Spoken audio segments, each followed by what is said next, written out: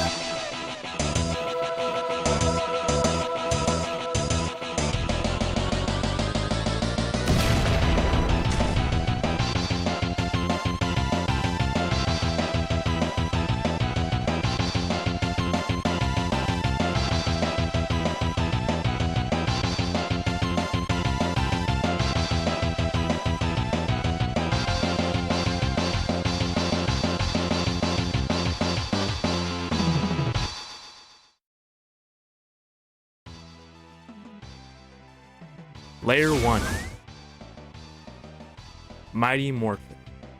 The series that started it all, Mighty Morphin Power Rangers first aired on August 28, 1993, was a smash hit almost immediately. Mighty Morphin Mania was in full effect and all kinds of merchandise would fly off the shelves, and I mean all kinds. Mighty Morphin had ingrained itself deep into pop culture and is usually the first thing someone will think of when they think of the Power Rangers. Its effect on pop culture can't be emphasized. With loving tributes and parodies in other shows and movies, the Power Rangers never stopped being part of the public consciousness. G-Ranger.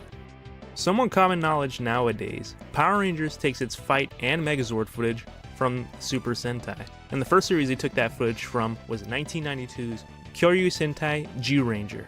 This came about due to Haim Saban taking a business trip to Japan in 1984, and by chance catching an episode of Chodenshi Bioman in his hotel room. To make things short, basically everything was changed in the show's export to the US.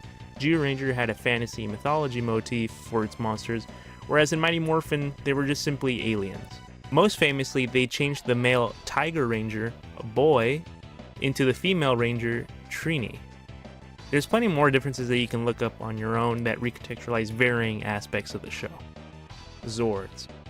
Zords are mechanical vehicles or animals that are capable of combining or transforming into humanoid robots called Megazords. They usually finish off the monster of a week in every episode. Usually there's multiple formations for Megazords, such as the main and 6th Ranger Zords combining to all the available Zords in the season combining into an Ultra Zord. The story goes that the name comes from the words sword and dinosaur.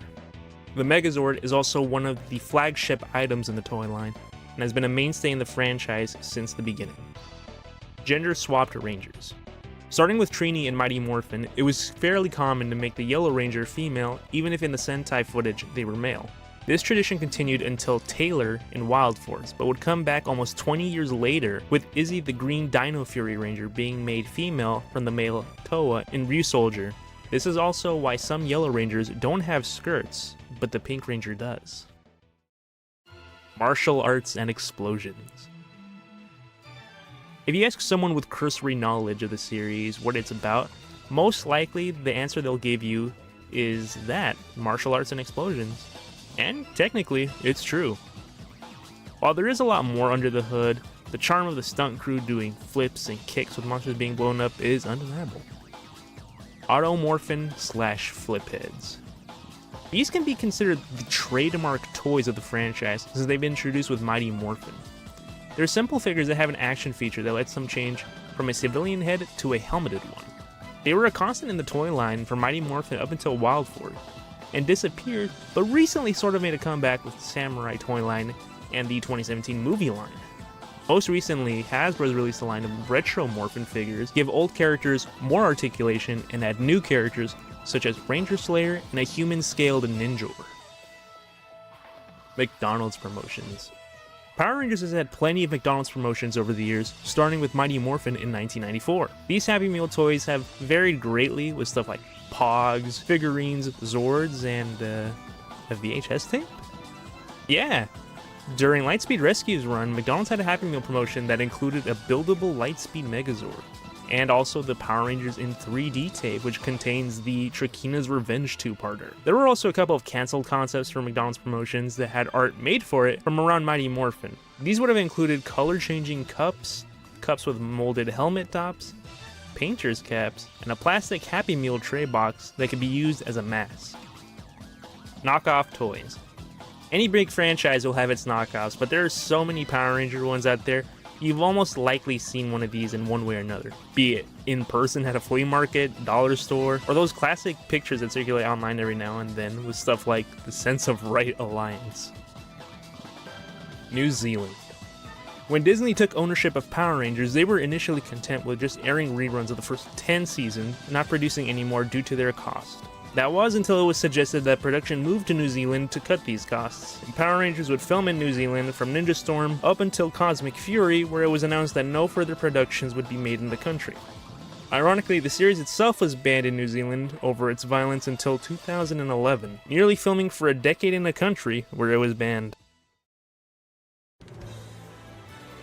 Team-ups. Once an annual institution for the franchise, Power Rangers would often team up with their predecessors for a single episode or the occasional two-parter. This sort of began in Zeo with Rangers of Two Worlds, where the Alien Rangers teamed up with the Zeo Rangers, and with True Blue to the Rescue during In Space, where Justin teamed up with his former teammates. But this tradition truly started with Lost Galaxies to the 10th Power and continued consistently until Mystic Force. After that, team-ups were sparse and only really saved for anniversaries. Cancelled toys. Like many long-running toy lines, there's bound to be a lot of cancelled products over the course of 30 years. This includes the usual non-essential figurines, some dolls, and even playsets. Sometimes, even what would be considered a tentpole item for the line gets cancelled. The In-Space Spiral Saber was a victim of this.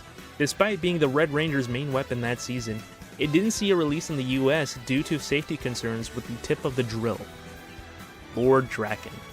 First appearing in the final page of Mighty Morphin number 4 as the voice of the Black Dragon, then making his first full physical appearance in issue 9, he is a Tommy from an alternate universe who stayed with Rita after the events of Green with Evil and took over the Earth with her. During the Rangers' final stand in the command center, Tommy steals the White Ranger powers, just as they were being given to Jason, and combines it with his own, creating this unique suit that blends both the Green and White Ranger aesthetics. He eventually kills Rita and takes control of the world on his own before attempting to take over the main Boom Comics universe. He's become a very popular character since his debut, later making an appearance in games and lots of merchandise.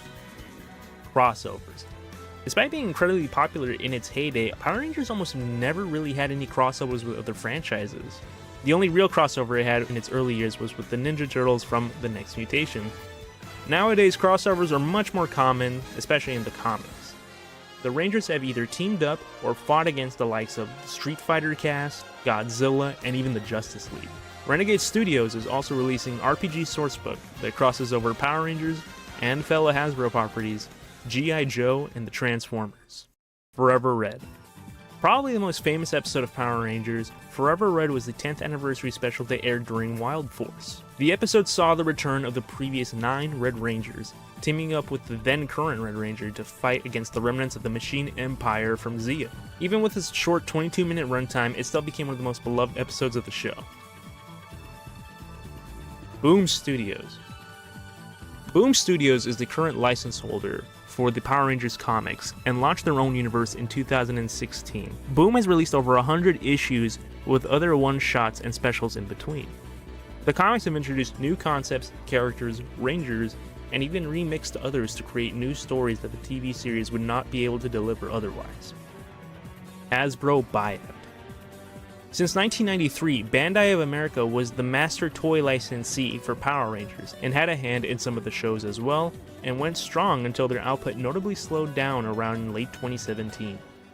Later, it was announced on February 15, 2018 that Saban Brands and Bandai of America would end their 25-year-long partnership. And just a day later, it would be announced that Saban would partner with Hasbro for future toys. This came as a shock to many, and some theorize it may have been due to the decline in toy quality from Bandai the last few years of its run. A major factor in Saban choosing Hasbro was the late Brian Golden, who was the CEO at the time and was friends with Haim Saban when he was president of Bandai of America from 1997 to 2000. Later, on May 1st of 2018, Saban outright sold the Power Rangers franchise, along with others, to Hasbro in a massive $522 million deal. Since then, Hasbro has been in charge of the franchise. Lightning Collection. Hasbro's flagship line, the Lightning Collection, encompasses everything from the past 30 years of the Power Rangers, through figures, role-play items, and Megazords. The 6-inch line is the main focus and takes a similar approach to Hasbro's other 6-inch collector lines, such as Marvel Legends, Star Wars The Black Series, and G.I. Joe Classified. There's a common complaint, however, in the quality control of the figures, whether accessories are missing, paint is missing, or they break from switching out heads or hands, or just coming with two of the same hand or foot. Shattered Grid. Shattered Grid was the first major event in the Boom Studios comic run and was made to celebrate the franchise's 25th anniversary. This story also brought Draken to the forefront as he attempts to take every Ranger's power for himself. The comic sold very well and became a beloved story in a short amount of time, and was later adapted into the story mode for Battle for the Grid in an update. Bulk and Skull. Probably the most famous non-Ranger characters in the series, Farkas Bulkmeyer and Eugene Skulovich, or better known as Bulk and Skull, were a recurring comedic duo throughout Mighty Morphin all the way through In Space. At first they were just bumbling bullies with a memorable theme, but eventually grew to courageous heroes rallying and fighting back against the invasion during Countdown to Destruction. Bulk and Skull would later briefly appear in Lost Galaxy and Forever Red, and wouldn't appear again until Samurai, where Bulk trains Skull's son, Spike, to become a samurai himself. During the finale of Super Samurai, Skull would come to pick up his son and finally reunite with Bulk. They would also make a very brief billboard cameo in Once and Always, where they run a Bulk food company. Pop culture impact, references, and homages.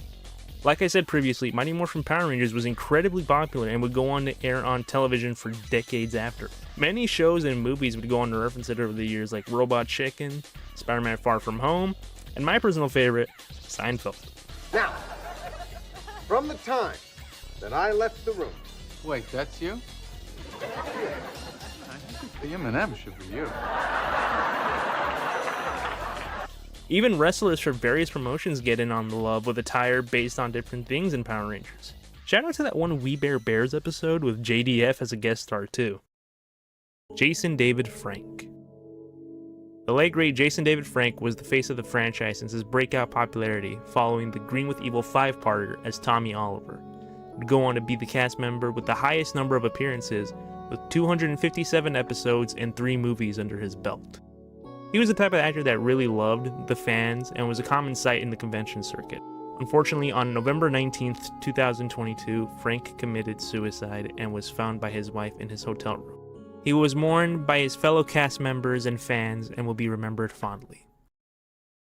Power Rangers in the Lost Galaxy. 1, 2, 3, 4, 5, transform. It's the Deluxe Megazord, pushing evil out in space. Toys R Us is the way. Power Rangers, Sword power. Toys R Us can give to you Sword power blasting through. Lux and Taurus fights on land, changing shapes at your command. Power Rangers in the Lost Galaxy. Power Rangers Megazord Collection, now at Toys R Us. Each sold separately from Bandai. For the first time ever, all 10 Red Rangers from all 10 seasons will unite. Let's do it, guys. 4 for top, 1 on power, world access. To save the world on a new Power Rangers Wild Force. Saturday morning, October 12th at 8:30, 7:30 Central. Then on Sunday, get supercharged with a Best of Power Rangers Red Ranger Marathon. All morning, part of Red Ranger Month on ABC Family.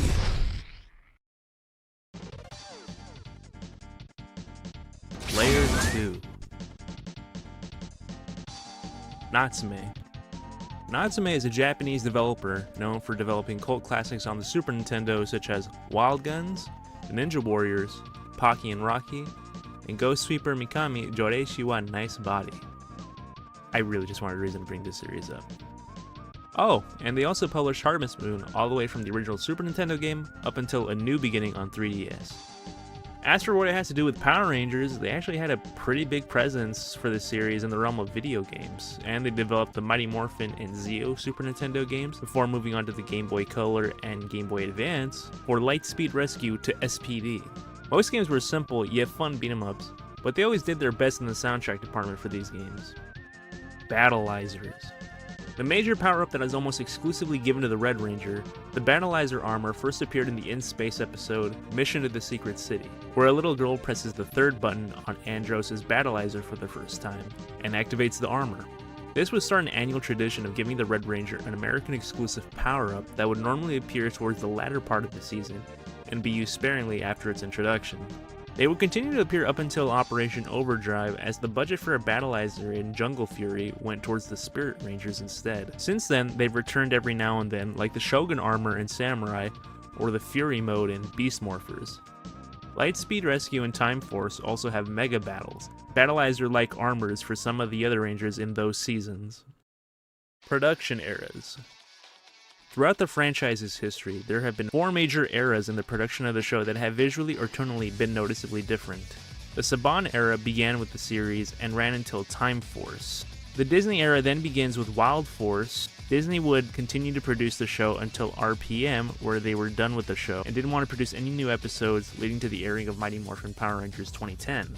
Saban would buy back the show and produce Samurai, and try to harken back to Mighty Morphin more, and played it safer than Disney had previously. Finally, in 2018, Hasbro would buy the series and produce Beast Morphers through Cosmic Fury, and is where we currently stand in a more ambitious and unknown territory. There's a simple explanation for that. This is a line spoken by Gosei to Jake during the first episode of Super Megaforce titled Super Megaforce. When Jake asked why his Ranger key was green when his previous powers were black, it became something of a meme amongst fans and was used jokingly to wave away any plot holes or inconsistencies throughout the series. And no, we in fact did not get that simple explanation, by the way. Morphin Masters. What began as a very minor background detail to the plot of a week in the Mighty Morphin episode Big Sisters, the Morphin Masters were simply ancient sorcerers that imbued artifacts called the Power Eggs with a universe of power and cast them out to sea for protection. Neither the eggs nor the masters would ever be mentioned after this episode. That was until they were reintroduced in the Boom Studios comics and given a new background and greater significance in the universe, as beings who study the morphing grid since the birth of the universe.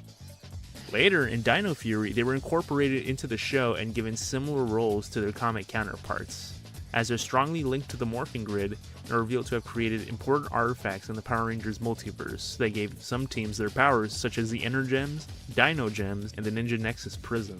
Similar to Marvel's Watchers, they took an oath to not interfere directly in matters, but the Green Master is revealed to have been involved in the events such as Jason's return in Grid Connection, resurrecting Steel at the end of Beast Morphers, and bringing past Rangers to the fight in Legendary Battle. Who knows what else they've been involved in when it comes to Ranger history. The Morphin Grid. The Morphin Grid is described as a multiversal singularity that grants Rangers their powers throughout the multiverse. It is seen physically every now and then, but is never shown in a consistent form. Sometimes it's shown as a tiny rock that gives a glimpse into the future, to a series of CGI tunnels. Some teams have a natural link to the grid, while others have created their links to it in some way, such as the Overdrive and Grid Battle Force Rangers. Teenage Mutant Ninja Turtles. The Teenage Mutant Ninja Turtles and the Power Rangers have always shared a pretty strong connection even in the earliest days of the Power Rangers. Austin St. John, David Yost, and Thuy Trang, in character, hosted the broadcast television premiere of Teenage Mutant Ninja Turtles 2, Secret of the Ooze on Fox, and would probably cross over for the first time in the In Space episode Shell Shock, which saw the Turtles and Teens team up early in the season, which also mentions that the Ninja Turtles canonically exist within the Power Rangers universe. Years later, Boom Studios and IDW would work together on a Mighty Morphin and Teenage Mutant Ninja Turtles crossover in 2019, which saw the two teams fight against Rita and Shredder, and even saw the release of figures based on the Morphed Turtles and April, Morphed Shredder, and Foot Clan Tommy. The sequel was released later in 2022 that saw them fight in Dimension X against Krang, with the Rangers turning into mutants based on their dinosaurs, and the Turtles turning human. Licensed products. Hasbro isn't the only company making official figures for their new franchise. Other companies have had the license to release official figures that Hasbro would not otherwise, such as the 7-inch scale Mighty Morphin Power Rangers Ultimates from Super 7, the 1/6 scale cloth figures from 3-0, Funko Pops, and Mini-Mates from Diamond Select Toys. Main universes. Power Rangers for the most part takes place in a single universe, but there actually is a multiverse involved. While there are other universes, dimensions, and timelines within some of them, the main universes of note are the Prime Universe, which encompasses Mighty Morphin to Jungle Fury, Samurai, Megaforce, Ninja Steel, Beast Morphers, and Dino Fury. RPM is set in its own post-apocalyptic universe, along with Dino Charge taking place in an alternate universe that ends with the dinosaurs living in the modern age. The comics universe also exists, which takes Mighty Morphin and modernizes it, while also adding much more in that wasn't there before. The last two universes of note, however, are the 1995 movie universe, which is aesthetically different from the main show, and is both missing and adding characters that exist in the main continuity, and the 2017 movie universe, which also attempts at modernizing the classic team in its own way. Bans and controversies. During the peak of Mighty Morphin Mania, the show was under scrutiny over its level and depiction of violence, with some studies that say that kids were more likely to play and imitate the show after watching it. This will lead to some countries pulling the show from broadcast for a time after complaints. Funnily enough, the show was banned in New Zealand from Mighty Morphin until Samurai in 2011, even when the show is being filmed there for nearly a decade, since 2002. Malaysia took it one step further when it came to banning the show, and it wasn't even due to its content. The country took issue with the name, thinking that the Morphin part was a little too close to morphine. The show was eventually allowed to air after dropping the Mighty Morphin from the title, and being simply called Power Rangers. Z-Wave. The Z-Wave was the result of Zordon's energy tube being shattered at the end of the In Space finale, Countdown to Destruction. The good energy stored in the tube then reached far out into the galaxy and either destroyed or purified the United Alliance of Evil during their full-scale invasion of various planets. Years later, during Once and Always, it was revealed that the purification process only managed to expel the evil energy that lived on and drifted across the universe and could return at any moment. The term Z-Wave itself was actually a fan term and wasn't canonized until that special. Super Megaforce New Power.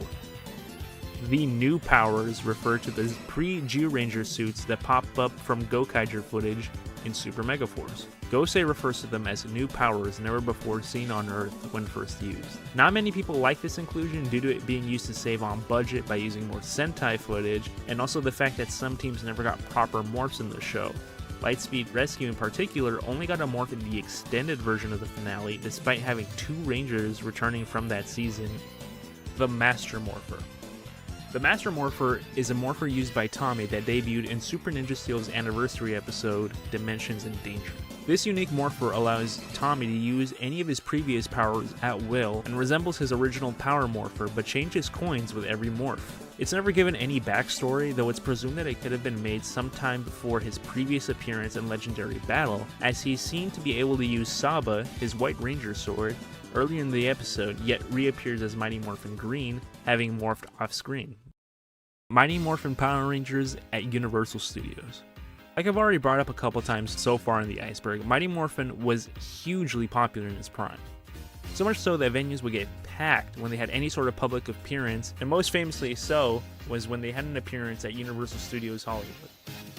Metal Heroes and Power Rangers. Metal Heroes were a Toei superhero franchise that ran from 1982 to 1999, and while some of them were adapted into shows unconnected to Power Rangers, some characters from Metal Heroes did end up showing up in Power Rangers.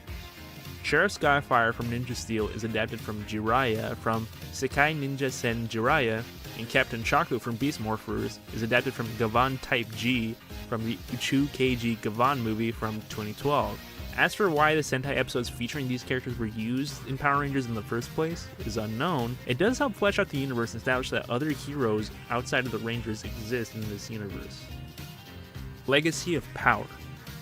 This clip show was made to commemorate the 500 episode milestone of the Power Rangers and recap the events of the series up to that point.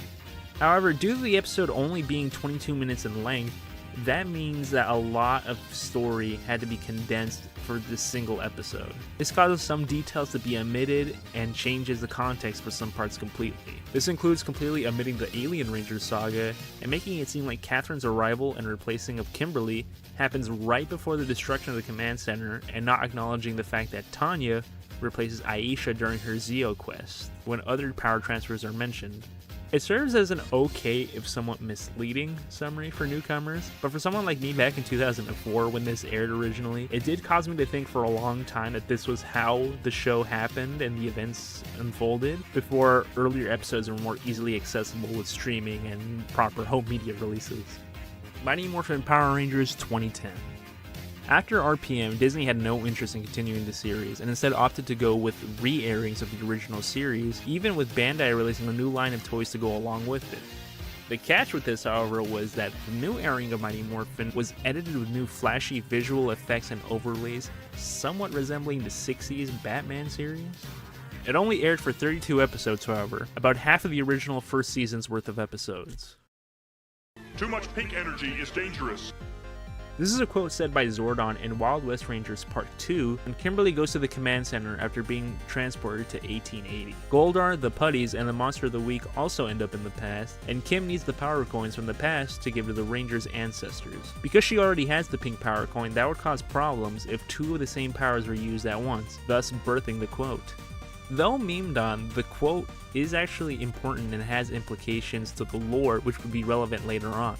During the White Ranger clone arc in Dino Thunder, the clone's powers start to fluctuate and glitch out due to his and the original Ranger taking their energy from the same source. The quote even made its way into Once and Always and establishes that it is now possible for multiple copies of the same powers to exist at once. Santa Claus is real. As with any Christmas special, Santa Claus appears, and he would end up appearing multiple times throughout Power Rangers, in fact. Most interestingly is the history of the two actors who played them. Robert Fliss played Santa in I'm Dreaming of a White Ranger during Season 3, but also in Masked Rider in Furbus's First Christmas, and in VR Troopers in Santa's Secret Trooper, which you could take as a hint of all three shows taking place in the same universe if you really wanted to. The other notable actor was John Summer, who actually consistently has played them ever since Dino Charge all the way through Dino Fury. American exclusive Rangers. Even though the show relies on Japanese footage for action scenes, sometimes they like to surprise us, and if the budget allows it, we get brand new Rangers not seen in the Sentai. Ryan, the Titanium Ranger, was the first during Lightspeed Rescue. He didn't get to appear too much or too often since he would have to leave every now and then in order to save money and use more Sentai footage. Then, much later in Jungle Fury, we got the Spirit Rangers, who were the spiritual manifestations of three masters of the Order of the Claw that were initially controlled by Dai Shi and the Phantom Beast, before the Rangers were able to take back control of them and were able to summon them when needed. The budget for what would have been a Battleizer this season was instead used to create the Spirit Rangers. Instead, as writer Jackie Marchand suggested the idea to Bandai, the kids preferred having more Rangers to play with. Toy line exclusives. Power Rangers is of course a toy-centric franchise, and anything you see on the screen will always get a toy. There are also quite a lot of toys that get made but don't appear in the show. This can include Rangers transforming into Zords, monsters that the Rangers never fight on screen, additional Battleizers for other Rangers, and most commonly the motorcycles. A lot of Ranger keys ended up being toy only as they released extra Ranger and allies that didn't appear even during the Legendary Wars such as Ninjor and Phantom Ranger. Out of order adaptations. Since Mighty Morphin adapted G-Ranger in 1993, every season after would adapt the Sentai that came after as well. This trend broke, however, when Go Busters was skipped in favor of Kyoryuger when Dino Charge came after Super Mega Force. Tokyuger would then be skipped as well when Dino Charge transitioned into Ninja Steel. In an odd turn of events, after Ninja Steel, Hasbro decided to go back and adapt Go Busters as Beast Morphers. However, we would go back to skipping afterwards when Ryusoulger was chosen as the next series, skipping Zyuohger, Q Ranger, and Lupin Ranger vs. Pato Ranger. And lastly, with Cosmic Fury, we're going back and adapting the Megazord fight footage from Q Ranger, but using original suits with the U-Soldier helmets. Black and gold repaints. Beginning with Bandai, it's almost become tradition to release a black and gold repaint of the original Megazord when a new version of it is released. This would even extend later on to Dragonzord and Titanus. Super 7 and Funko even released repaints homaging the originals. The only other Megazords to get a mass release black and gold variant like this were Astro Megazord, which was released as Astro Galactic Megazord during the Lost Galaxy toy line, and the black and gold Dino Charge Megazord, which was split up between a single release of the T-Rex and the arms sold with a different T-Rex repaint called the limited edition Dino Charge Megazord. Dairanger suits pre-Super Megaforce. While the Kiba Ranger suit was adapted into the White Mighty Morphin Ranger, there were ideas to use the main team suits at some point before they would be introduced as Squadron mode in Super Megaforce. Rumors persisted that they were meant to appear in Lost Galaxy as Ancient Rangers, but was debunked by writer and producer Jackie Marchand when she said, "We were kind of rolling on our own story in Lost Galaxy. There was so much going on in that season that we couldn't shoehorn in." She even went on to say that they would always try to find ways to fit it in somewhere since they had so much footage they purchased. But by the time Time Force rolled around, the footage was too old and would be noticeably clashing with the show at that point. The suits would eventually show up as the Squadron Mode Rangers in Super Megaforce, and their history would be greatly expanded upon in the Boom Studios comics later on. The many cancellations of Power Rangers. Power Rangers had a good nearly 30-year-long streak of airing new episodes on television, but there were actually plenty of times where the show was going to go off the air. The first time was not so much a cancellation, but a planned ending with the Doomsday two-parter in Season 1 of Mighty Morphin. This would have been the end since there was no more Jew-Ranger footage to use, but the unprecedented success of the show made Saban Entertainment commission Toei to shoot new footage and extend the season by 20 episodes. That success only lasted so long, as ratings slowly declined and In Space was written as the finale to the series. While not every plot thread was wrapped up, by the end all the evil was destroyed or purified in the world and the show could have ended just fine there. But In Space proved to be so popular, the show was renewed Lost Galaxy, and continued on until Wild Force. By that time, Disney had acquired the series through its purchase of the Fox family worldwide, and was content with just airing reruns and stopped producing episodes in the US. When filming in New Zealand was seen as a viable and inexpensive option, Ninja Storm was produced. All was well and good until Jungle Fury, as Disney had slowly but surely lost even more interest in the series, especially after their impending $4 billion acquisition of Marvel in 2009. RPM was only made due to contractual obligations to Bandai of Europe with Jetix. After fulfilling that, Disney aired the re-edited Mighty Morphin Power Rangers 2010 until Saban Brands would buy back the series later that year, and since then the show has been in consistent production, but not much is known about the series post Cosmic Fury. Kelson Henderson. Kelson Henderson is a New Zealand-based actor who has consistently appeared in some capacity in every season since Dino Thunder.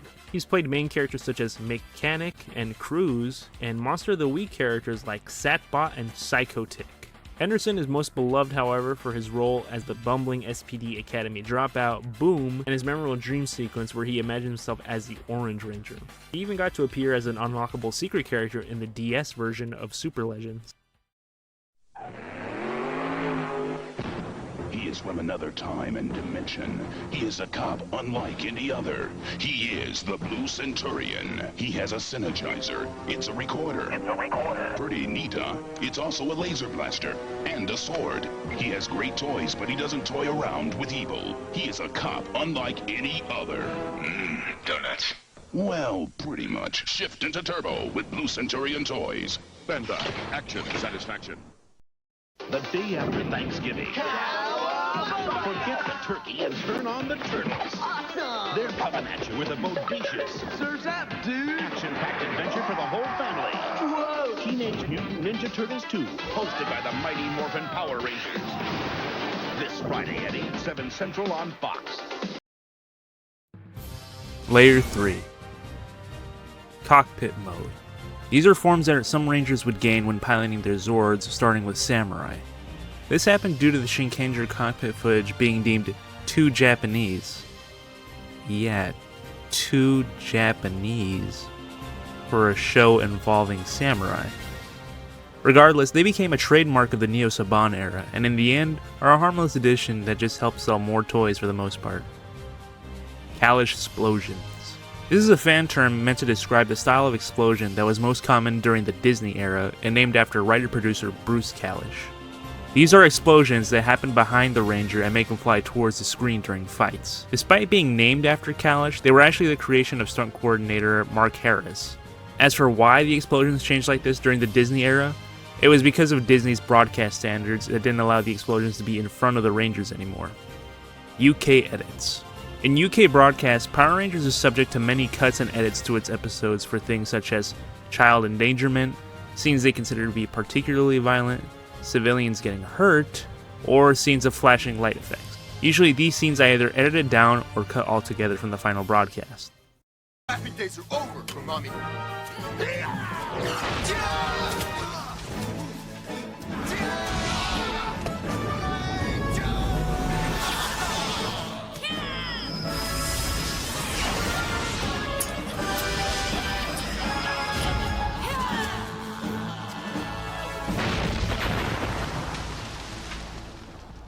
Thanks for the help, Kendricks. No problem. Bandai of America Purple Triceratops. At San Diego Comic-Con 2014, Bandai showed prototypes for the at the time upcoming Dino Charge toy line. Among the toys on display was the deluxe Megazord, but there was something really wrong with it. The Pink Ranger's Triceratops Zord was painted purple instead of pink. This was even weirder considering that there was a Purple Ranger already on the team. Bandai would say that such a large pink component of the Megazord wouldn't sell, but enough backlash and outrage made them change the color back by the time the next prototypes were on display at Power Morphicon 2014. Girls don't sell. At New York Comic Con 2017, Bandai would state that they would be winding down production of figures of female Rangers in their different lines due to them not selling. And it was true. While it was a controversial statement for the company to make at the time, the girls were usually shelf warmers in the main 5-inch line and the Legacy line. Cassie returning as Lost Galaxy Pink.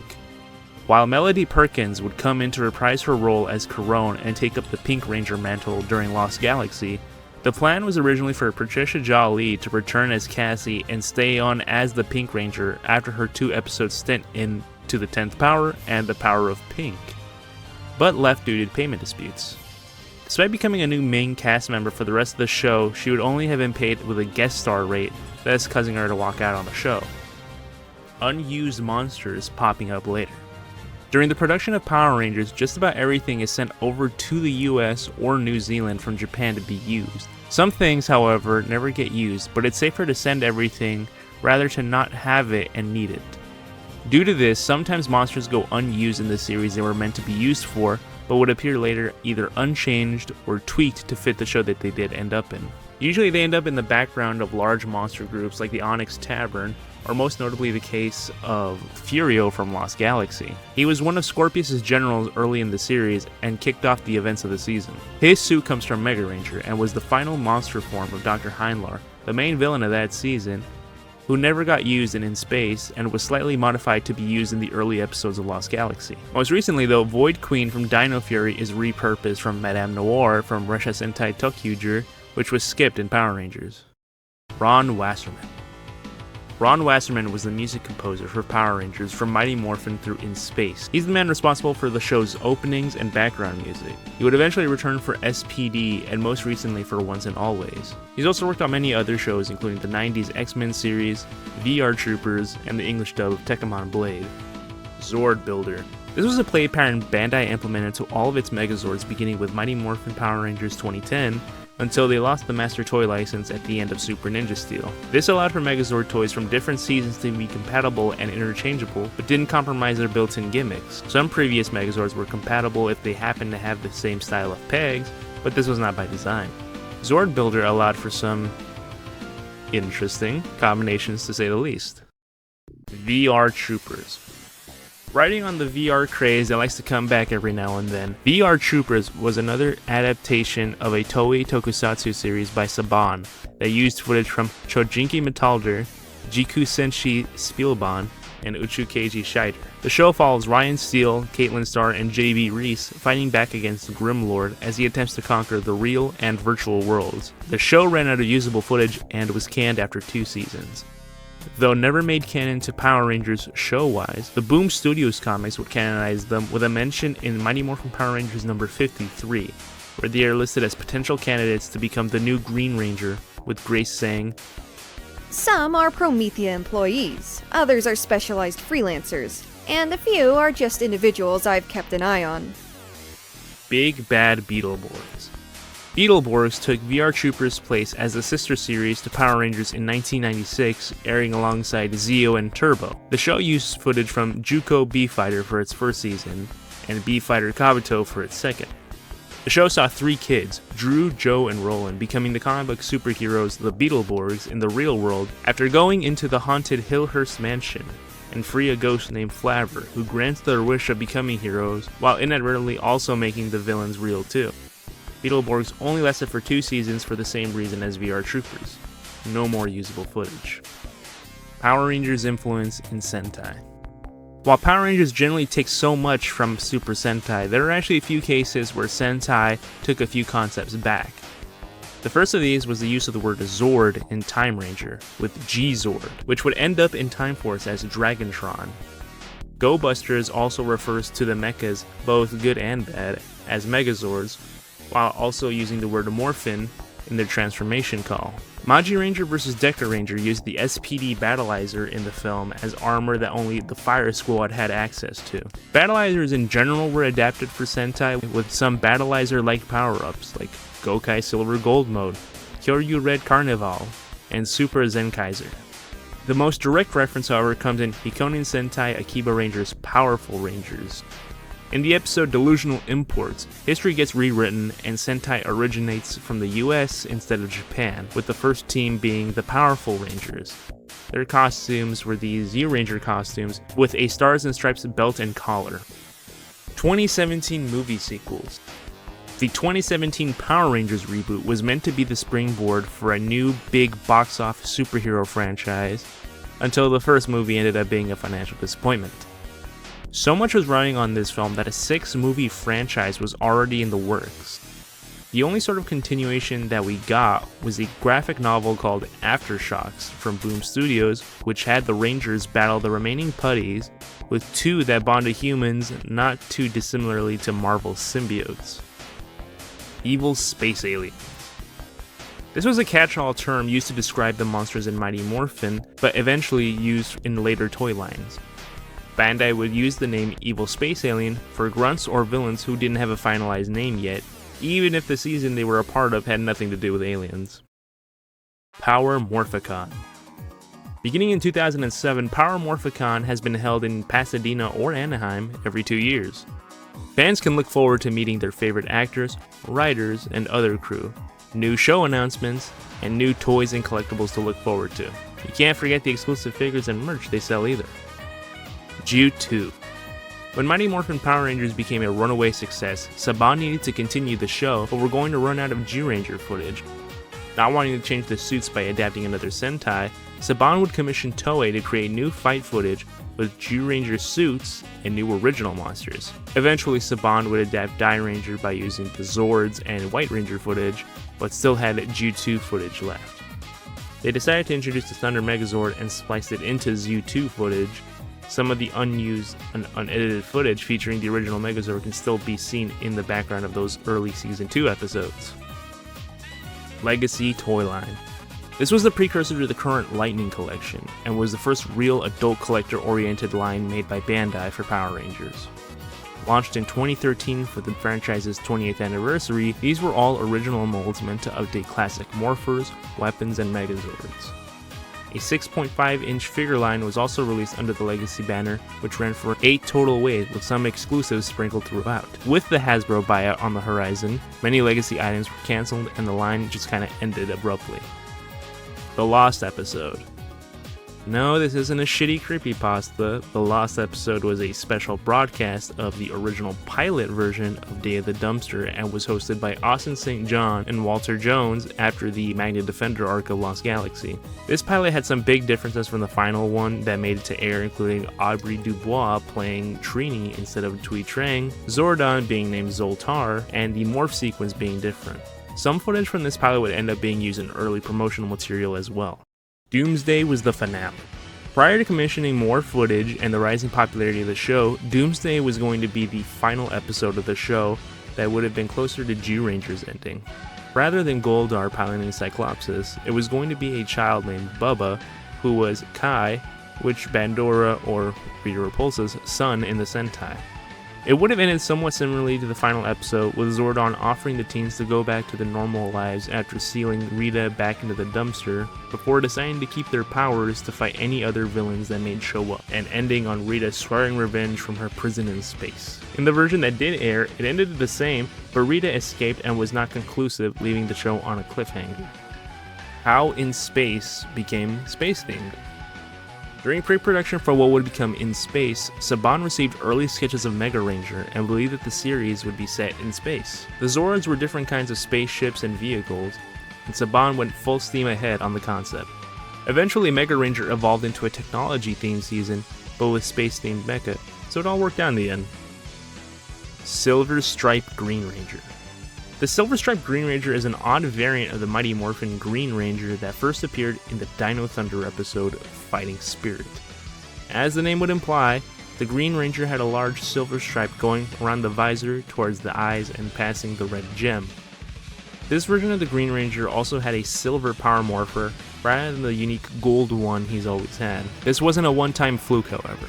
During shooting of the legendary battle for Super Megaforce, the Green Ranger suit was the same, but was color corrected in post-production for the final episode. Most recently, the suit was paid tribute to with a Lightning Collection figure in 2019, also marking the first Green Ranger figure in the line. Time Force Original Ending. Time Force has one of the greatest finales in the franchise, but it could have ended in a much different manner. First, Eric the Quantum Ranger was meant to die, much like his counterpart Naoto did in Time Ranger.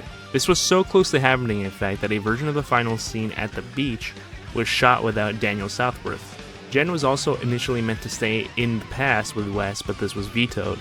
This, along with the push to adapt Sentai more closely rather than have more original footage and stories, was what led to writer and producer Judd Lin to leave the show before coming back years later.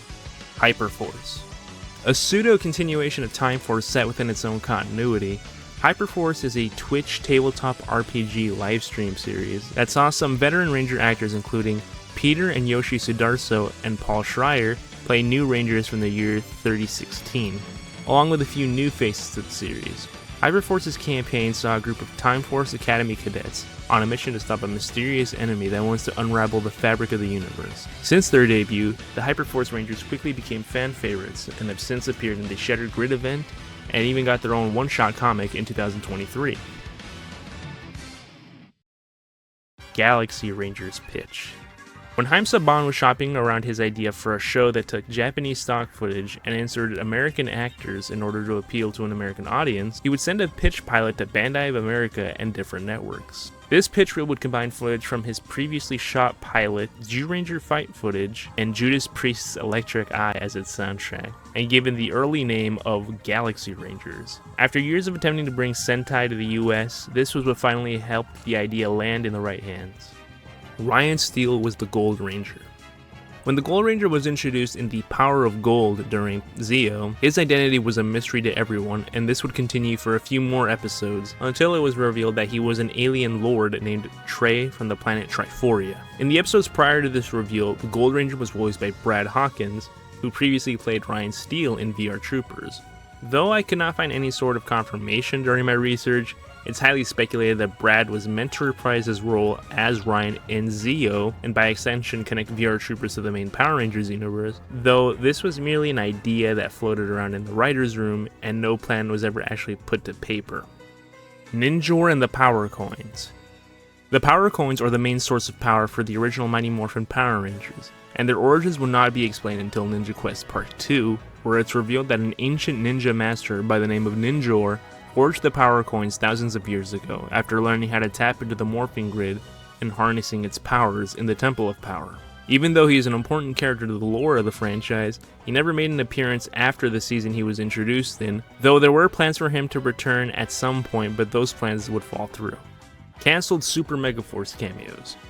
When Super Megaforce was beginning production, cameos from previous ranges were confirmed to happen, much like in Gokaiger. Many actors were invited to return, but in the end only 13 would make the cut. Many declined for various reasons, including Valerie Vernon, who said, "1 month wasn't enough time, especially when you have kids. If I was given 2 to 3 months to plan, I would have gone. I'm so bummed. I was looking forward to seeing some of my old friends. Maybe they'll do another one soon. I'd love to be in the next one."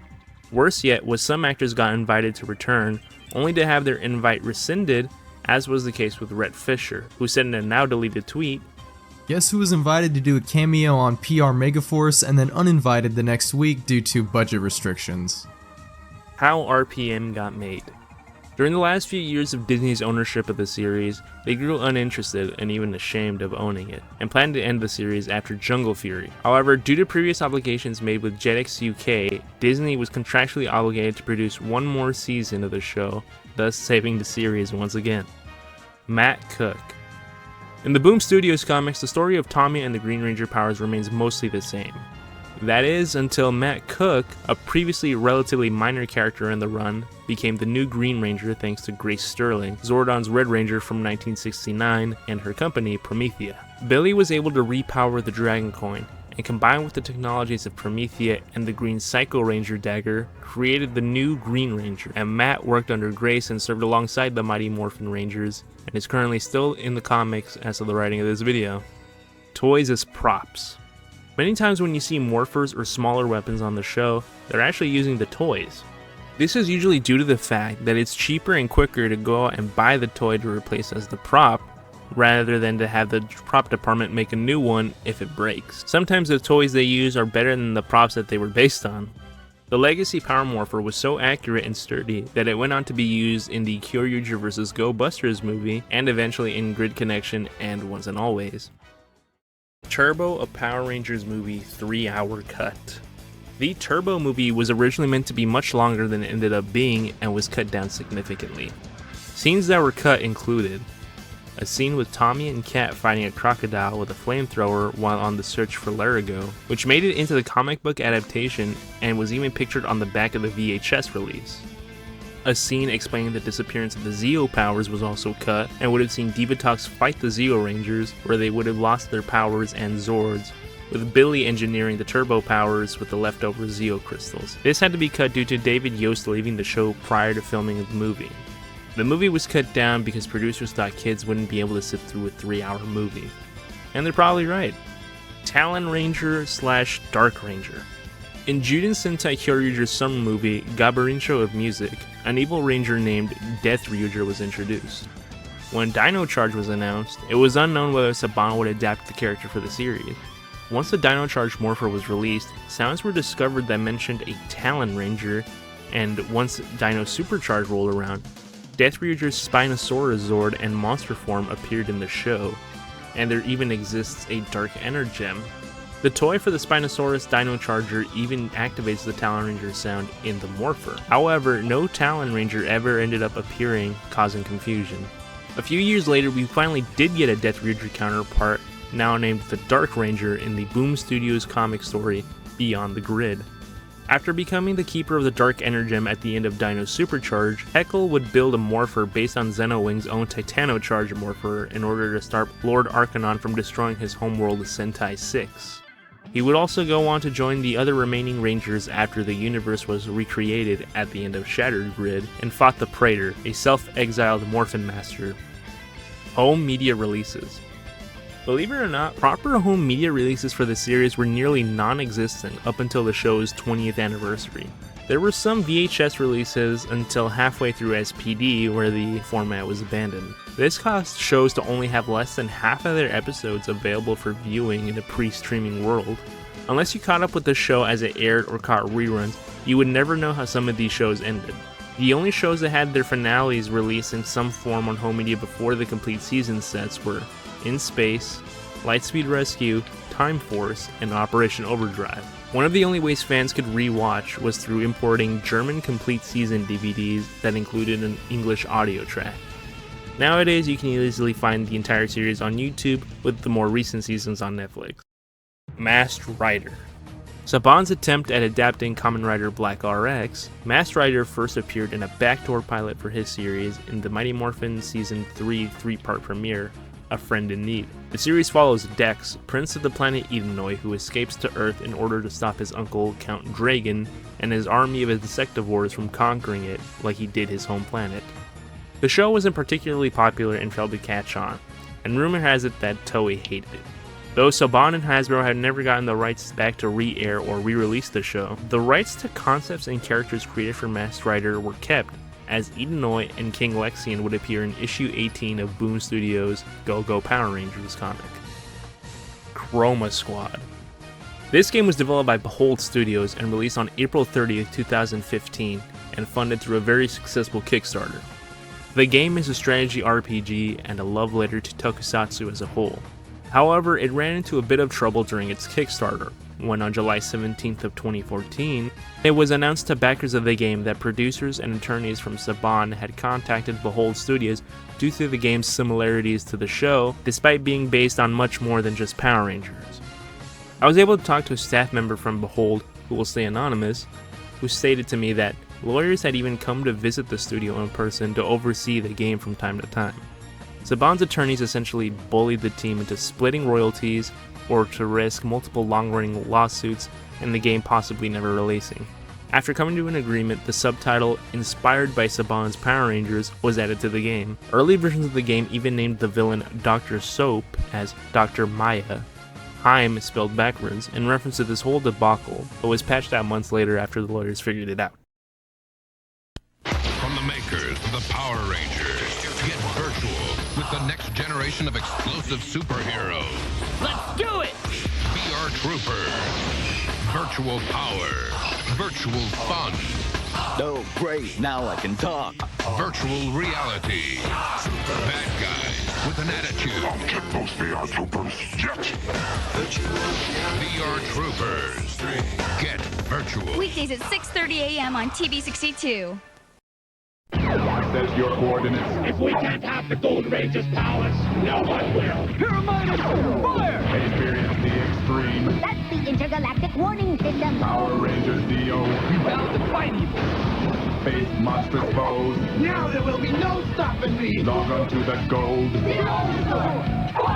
Join the generation of the strong, brave, and bold. Gold Ranger power. Watch an all-new Power Rangers DO tomorrow after Big Bad Beetleborgs on Fox Kids. May the power protect you.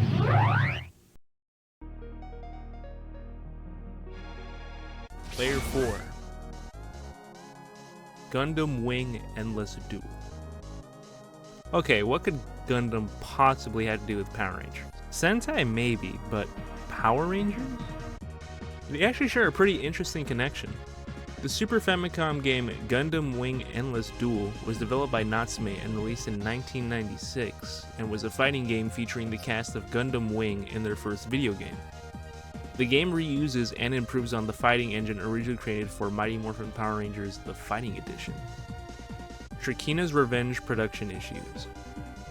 When the Lightspeed Rescue Lost Galaxy team-up was written and negotiations for the Lost Galaxy cast to return were happening, Amy Miller, Trakina's actress in Lost Galaxy, was unhappy with the script, including the fact that the little girl in the two-parter was having more screen time and importance in the story than the Lost Galaxy cast were having in their own team-up. It doesn't help that the cast was initially promised a full-length reunion movie and only ended up getting this. Trakina was then recast with another actress, but that wasn't the only problem. Danny Slavin, who played Leo the Red Galaxy Ranger, would leave after first unit shooting after a pay dispute, and Leo's ADR was provided by another unknown actor. He was originally not going to appear in Forever Red either due to this previous falling out. The special was shot with Leo in suit the entire time, until a deal was struck and Danny Slavin was inserted in post-production.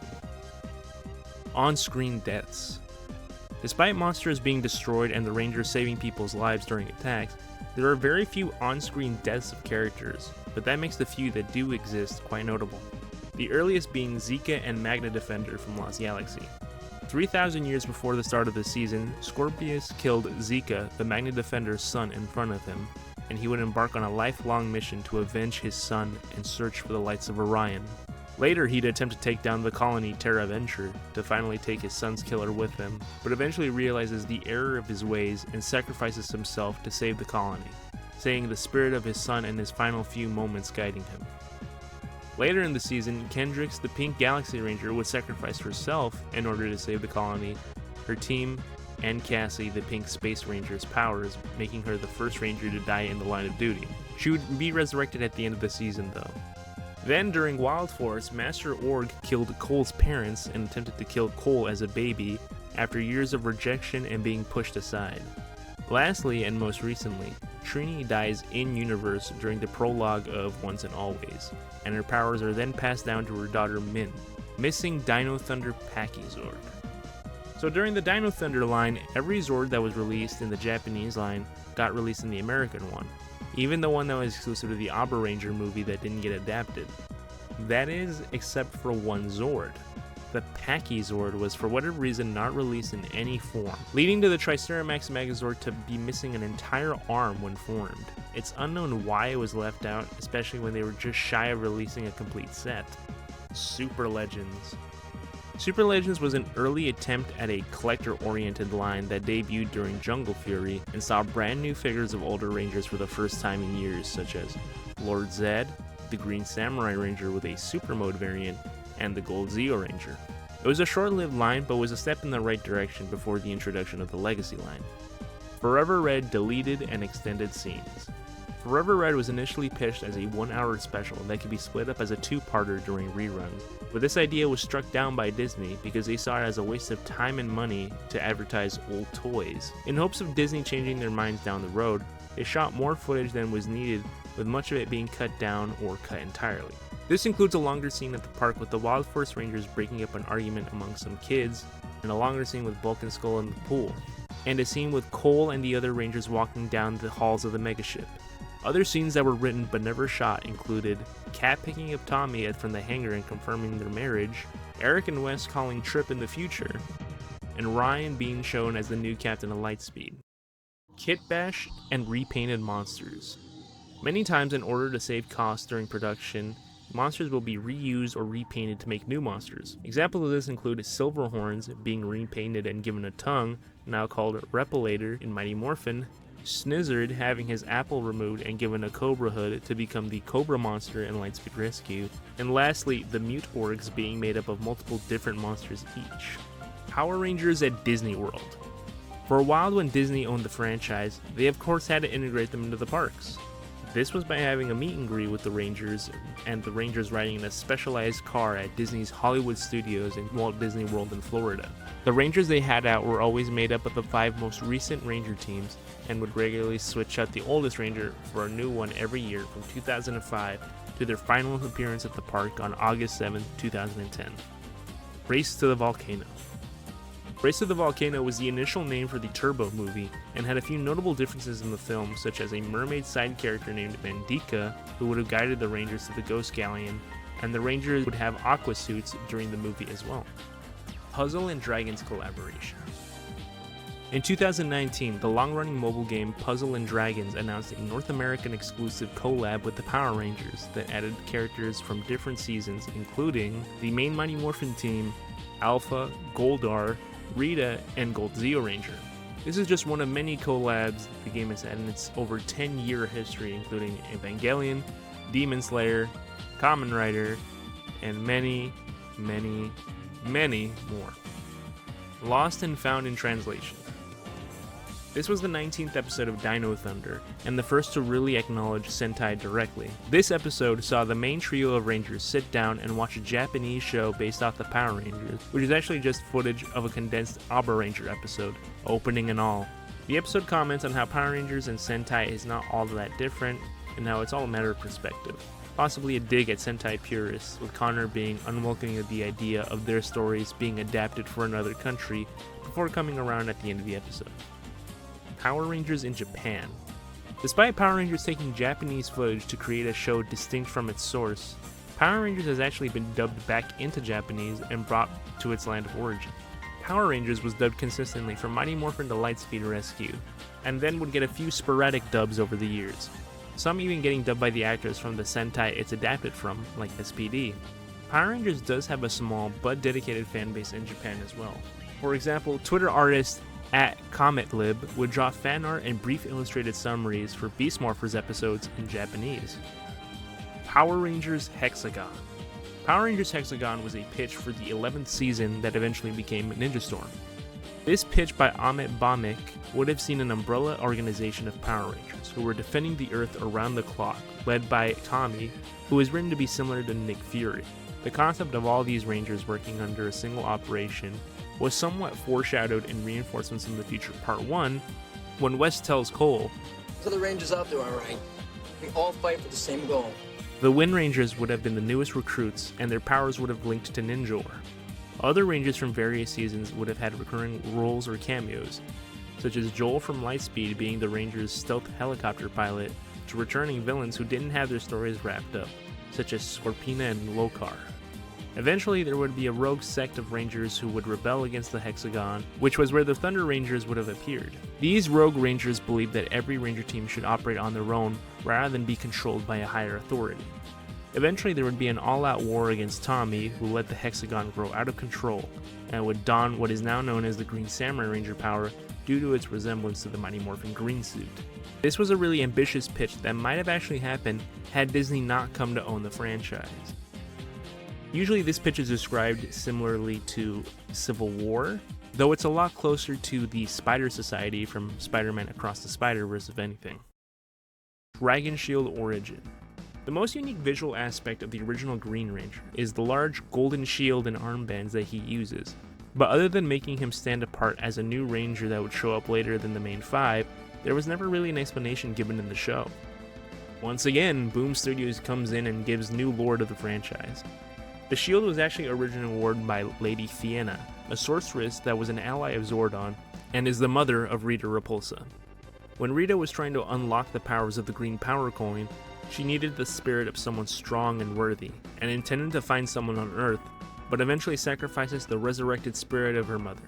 As Lady Fianna is being absorbed into the Green Power Coin, she makes one final promise to Rita, that she would always protect her no matter what, and the shield she wore in life became the Dragon Shield from that point on. Power Rider Trademark. In 2011, Saban Brands filed a mysterious trademark for something called Power Rider. It wasn't known what it was meant to be used for, but was heavily speculated to be for a new Kamen Rider adaptation. And since this was around the time of Samurai, it was believed that the Decade episodes would be adapted. However, that never happened, and while the trademark was extended twice, by 2014 the trademark would be abandoned, and we have yet to get another American adaptation of Kamen Rider since Dragon Knight. Alternate Zeo Rangers title. If you've ever caught a glance at this title and wondered where it came from, you're not alone. There was a rumor running around that this title only appeared in the first airing of a Zeo beginning, but this is false. The title was actually used in Asian markets that aired Power Rangers, like these VCDs and Korean releases of the Zeo toy line. Ju 1.5.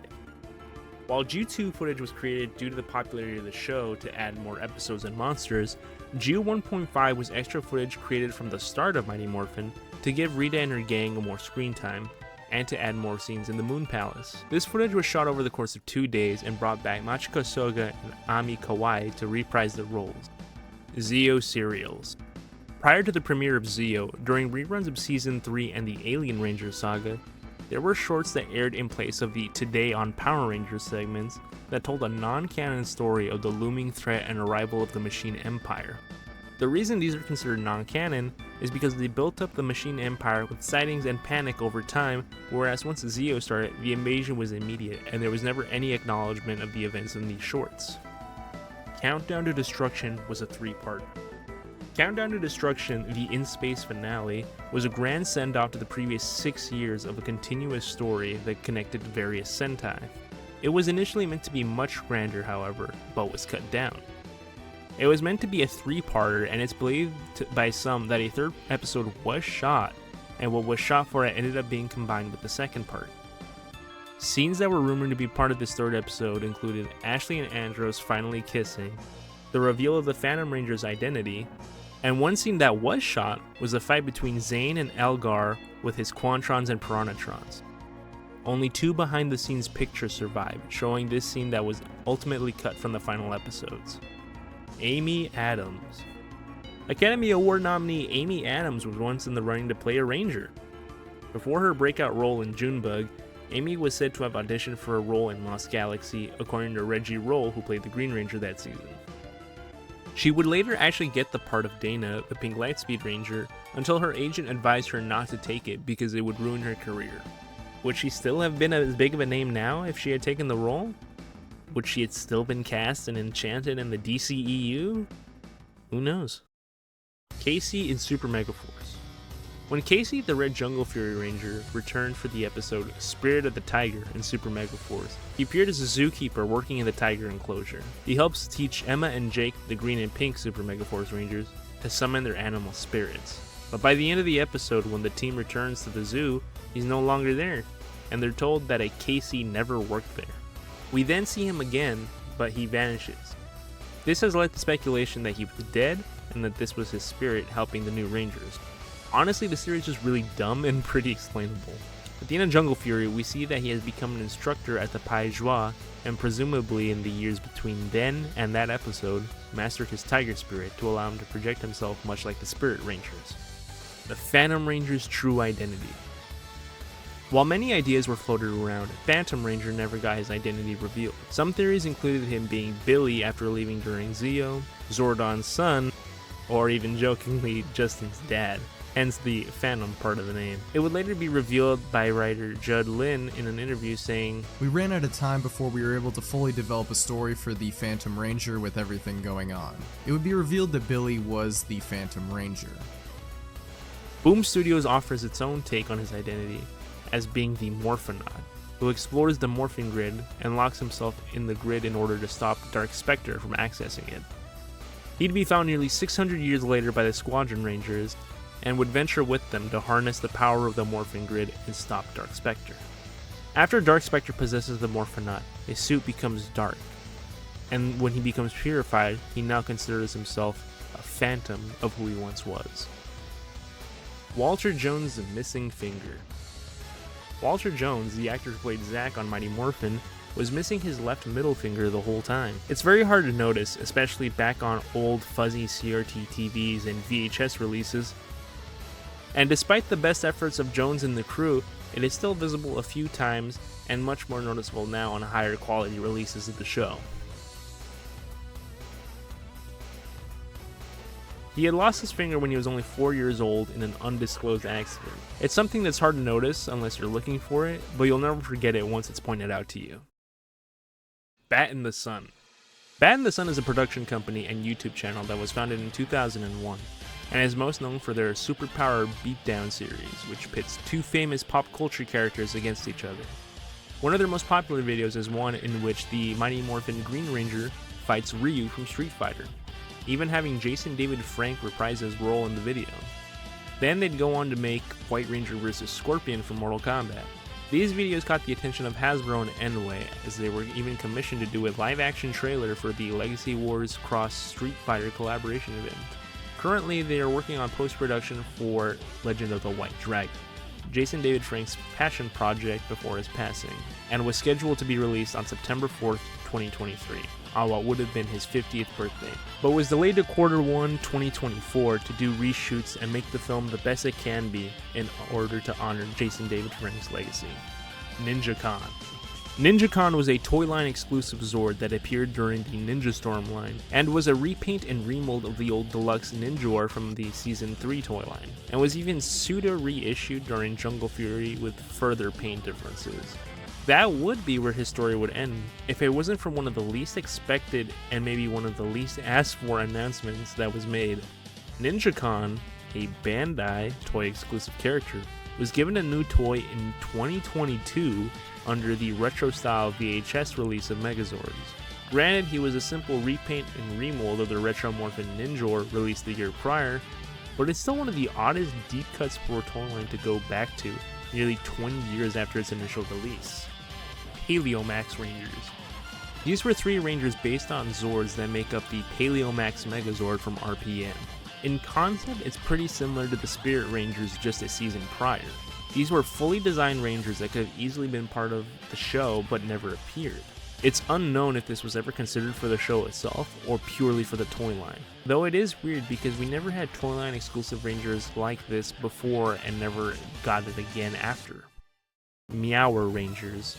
Meower Rangers was a weird series of shorts released on YouTube that were just fucking weird, to put it lightly. In total, 9 shorts were released that saw a group of cats become Rangers and Rita being Doge. Seriously. Weirdly enough, it did kind of predict a real cat ranger that would appear in the Boom Studios comics named Yale 3 years after the debut of the Meower Rangers. Jason Bischoff pitches.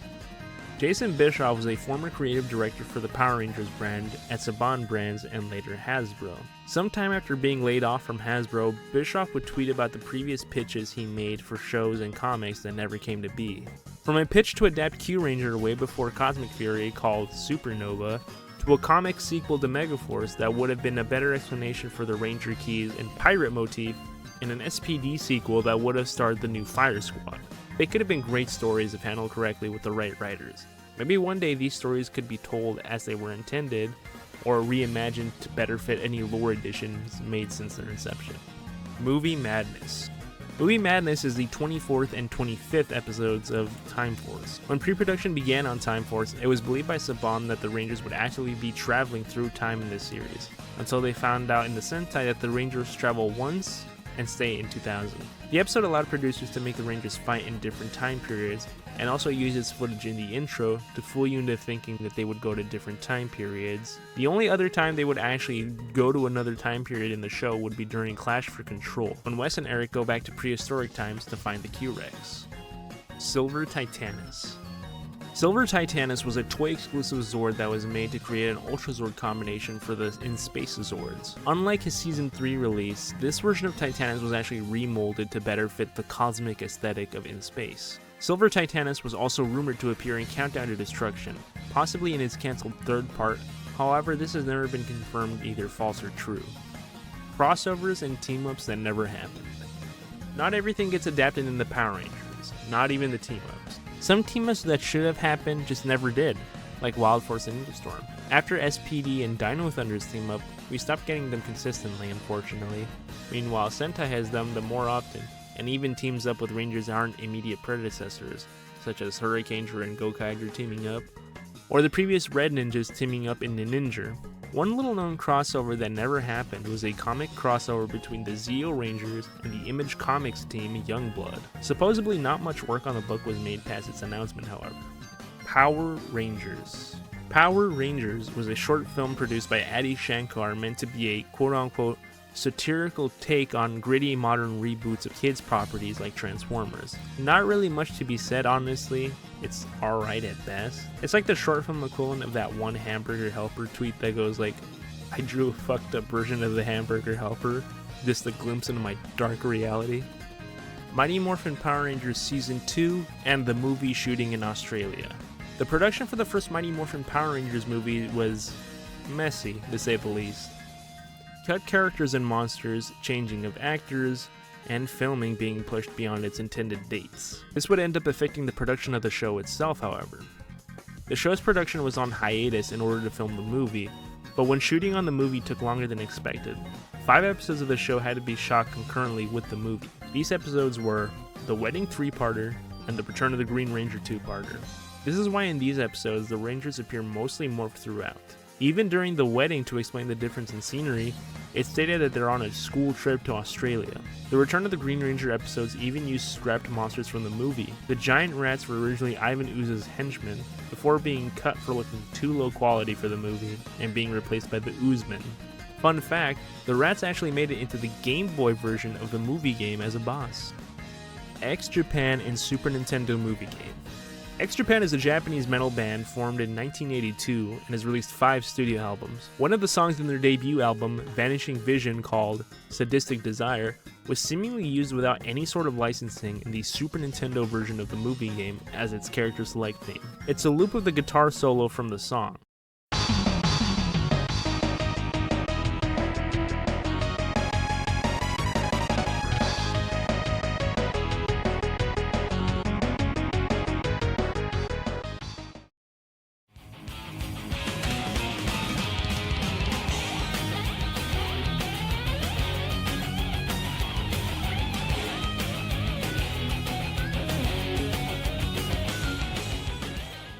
It kind of reminds me of how Spider-Man and Venom Maximum Carnage on Super Nintendo and Genesis uses the Mob Rules by Black Sabbath as a boss theme. Rated E10 plus for ages 10 and up. The legend of the Power Rangers is yours like never before. Power Rangers Super Legends, the video game. 20 playable Power Rangers from multiple seasons. Explosive combos. Powerful super moves. Multiplayer co-op. And mega battles against mega villains. Power Rangers Super Legends. Available now for PlayStation 2 Computer Entertainment System, PC, and Nintendo DS.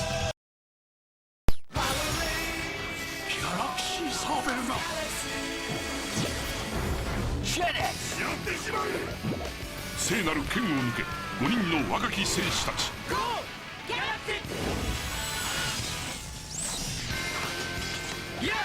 パワーレンジャーを倒しギャラクシーサーベルを奪うのだ。パワーレンジャーだわ。ギャラクシーサーベルをよこせ。ギャラクシーゾード合体。戦い全宇宙の正義のために。何をしてるの？かかってきなさい。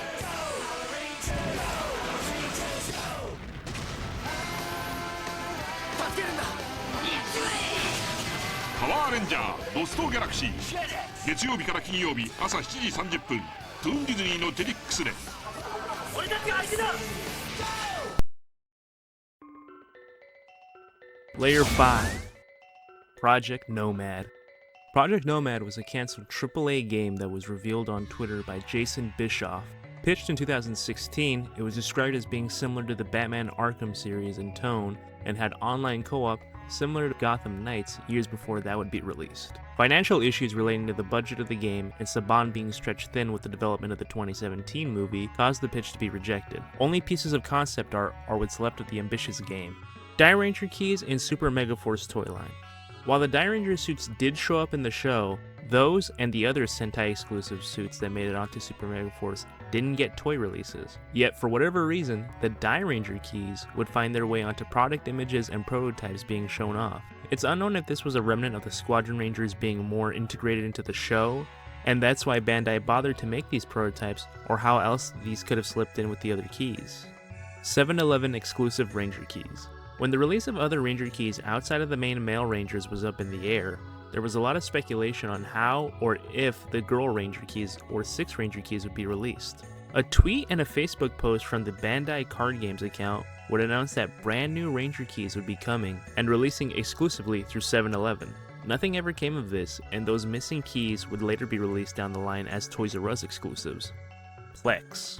Plex is a design company that was established in 1981 that makes designs for TV and toys and are known for creating suits, monsters, and mecha for Super Sentai. They would also work with the Power Rangers productions across the years and create new designs such as the Titanium Ranger, Spirit Rangers, and the Mega Modes.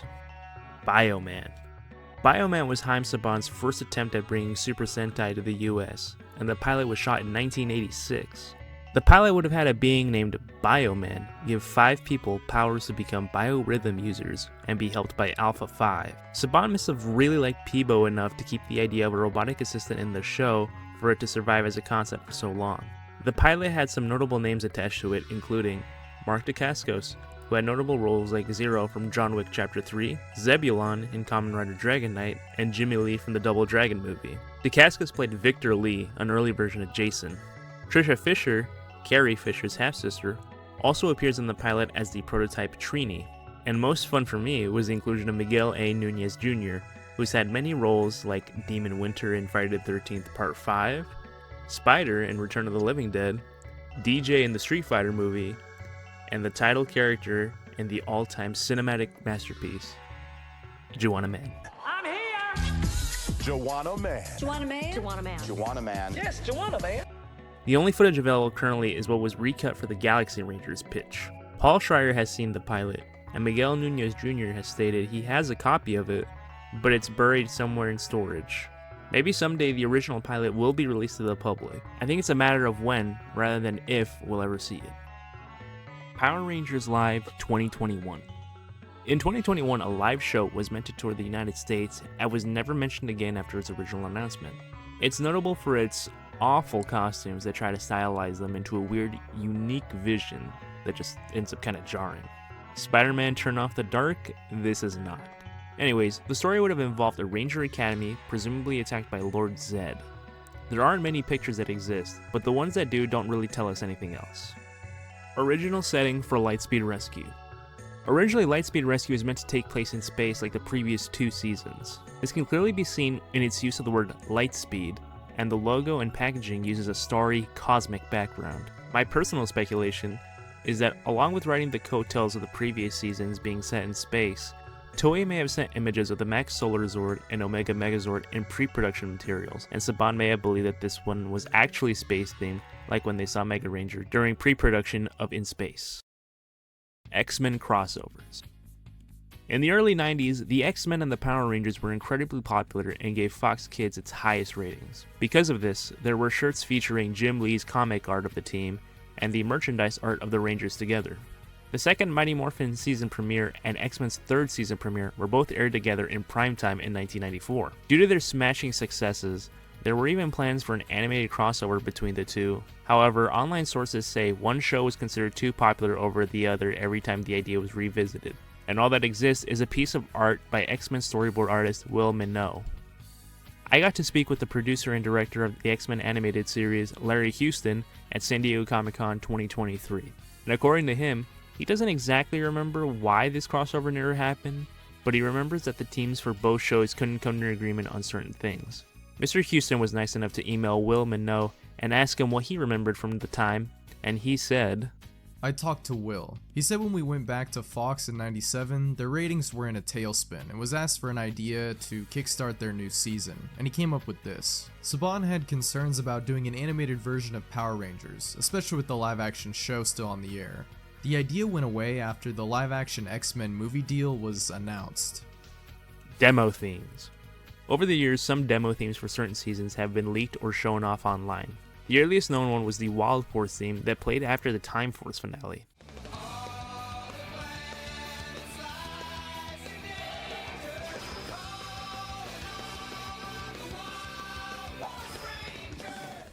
It's not known why this was changed, but it's believed to be linked with the Disney acquisition, and that the rights for the original theme were not part of that acquisition, thus necessitating the change. Mystic Force was meant to have its theme be done by Ron Westerman as well, but was changed for a hip-hop theme to appeal more to kids.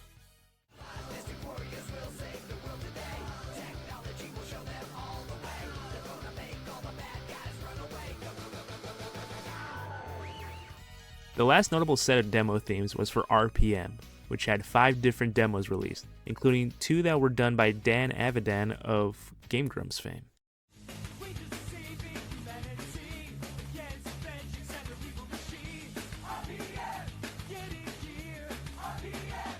Time Force movie / season 2. Time Force had a lot going for it back in 2001. It was popular and the cast had a great chemistry. So much so that there were tentative plans to bring back the Time Force Rangers for another season. Whether this was going to be a Ju 2 situation and keep the suits, or they would have become the new Wild Force Rangers is unknown. A movie was also briefly discussed, however a looming Screen Actors Guild strike as it entered pre-production shuttered those plans, and the impending acquisition by Disney also might have played a role. Lost Galaxy's budget increase because of Mystic Knights Season 2's cancellation. Lost Galaxy was able to do a lot more this season than previous ones, and has a large amount of original footage made specifically for it. This was helped further by the cancellation of the show Mystic Knights of Tir na Nog's second season, and toy line subtitled Battle Thunder. Mystic Knights was an original show from Saban based on Irish mythology with knights and wizards that wasn't particularly popular when it aired. I'd considered giving this one its own topic on the Iceberg, but there's so little of it that connects to Power Rangers other than this and one of its toys being re-released later down the line during Mystic Force. But this is about as much as I'm going to give it. Yoshi Sudarso cameo in Ninja. Yoshi Sudarso played Koda, the Blue Dino Charge Ranger, and is a noted Power Rangers and Sentai fan. Yoshi got the opportunity to cameo in Shuriken Sentai Ninja's 34th episode, which aired during his run in Dino Charge as well. Of note of his cameo is he plays a tourist that gets saved by Ao Ninja, whose American counterpart, Ninja Steel Blue, would go on to be played by his brother Peter Sudarso.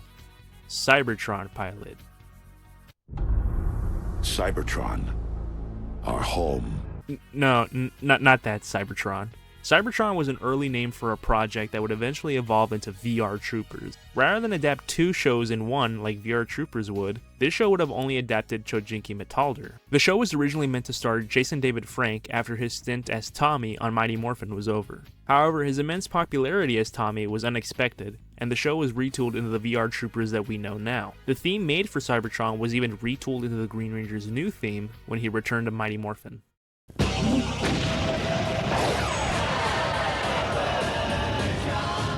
Target spotted, Vector 6-9. Remember.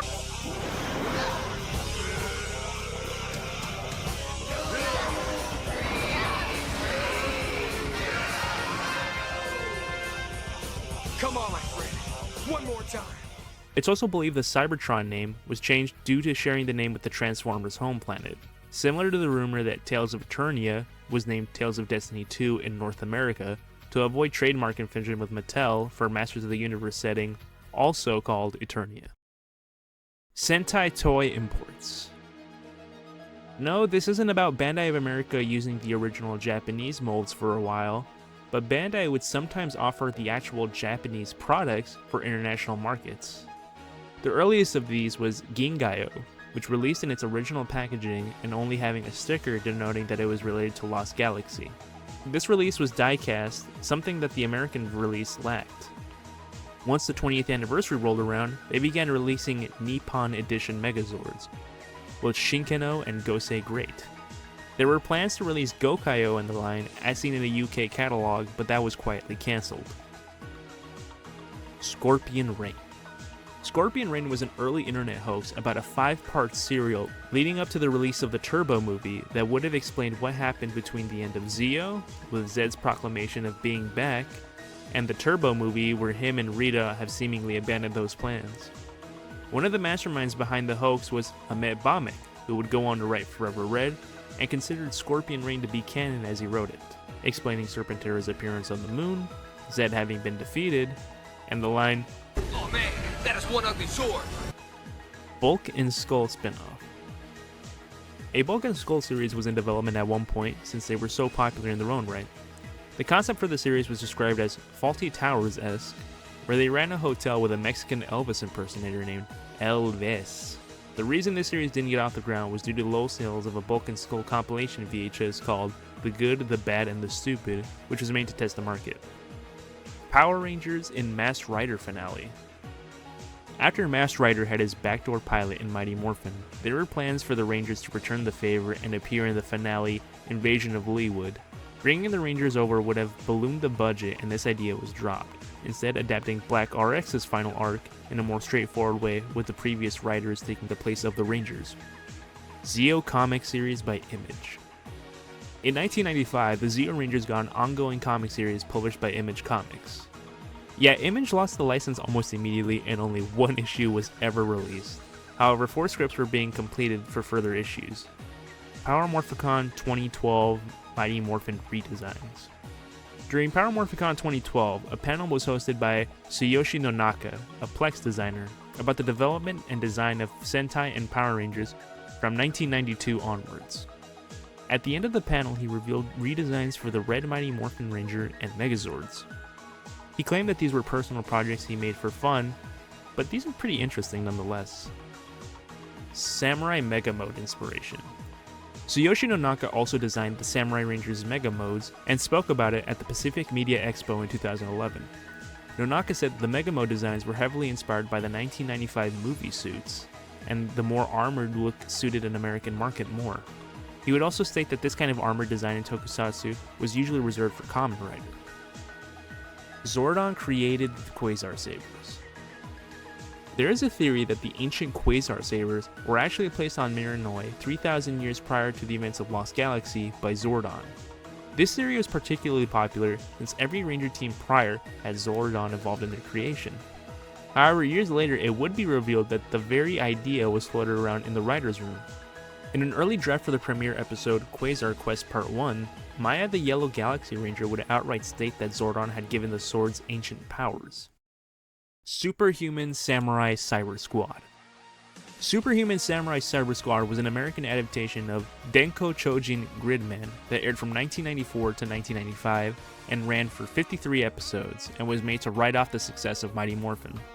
Super Samurai Cyber Squad, while not as popular as Mighty Morphin, did have its fans and was considered important enough to be referenced in the 2018 anime revival of Gridman, SSSS Gridman. While the SSSS in that series stood for Special Signature to Save a Soul, the initials are also a tribute to Superhuman Samurai Cyber Squad. Gridman's assist weapons in the anime are also named after their American counterparts as well. Johnny Young Bosch wanted to kill off Adam. Johnny Young Bosch was channeling his inner Harrison Ford for a while during the 2 times he came back to Power Rangers, and would pitch the idea of killing off Adam during Always a Chance and Once a Ranger just for fun, but was shot down both times. It's unknown if he tried pulling this a 3rd time when he was brought back for Once and Always, however. Jason David Frank in Kamen Rider Dragon. Kamen Rider Dragon Knight was the 2nd attempt at bringing Kamen Rider to an American audience. This time produced by Adness Entertainment and was adapted from 2002's Kamen Rider Ryuki. Jason David Frank was in the running to play Len, the secondary writer of the show Wing Knight. Unfortunately, Jason David Frank would not get the role due to producers fearing that his appearance might make people believe that the show was set in the same universe as Power Rangers, and the role would eventually go to Matt Mullins. The Rescue Mission. This is the name of the 18th episode of Lost Galaxy. This episode is particularly notable due to how un-Power Rangers it is compared to any other episode in the franchise. It's basically an Aliens homage that uses absolutely zero Sentai footage. Not even any regular villains show up. This episode is about an alien ship that sends an emergency signal, and Leo, Mike, and some soldiers are sent to see what happened. They get stalked by a spider-like monster that already killed and webbed up the crew of the ship. The Rangers barely appear morphed in this episode, and there's not even a Zord battle either. It's a really interesting episode because of how unlike anything else it is in the franchise's history, and is absolutely a recommended watch. It's very standalone in nature, so you can just watch this one if the idea piques your interest. Power Rangers in South Korea. Mighty Morphin Power Rangers was dubbed into Korean in 1994 as The Invincible Power Rangers, and other seasons from Zeo to Wild Force would also get dubbed and broadcast in South Korea. Starting with Dino Thunder, they would opt to simply dub the Sentai but keep the Power Rangers name.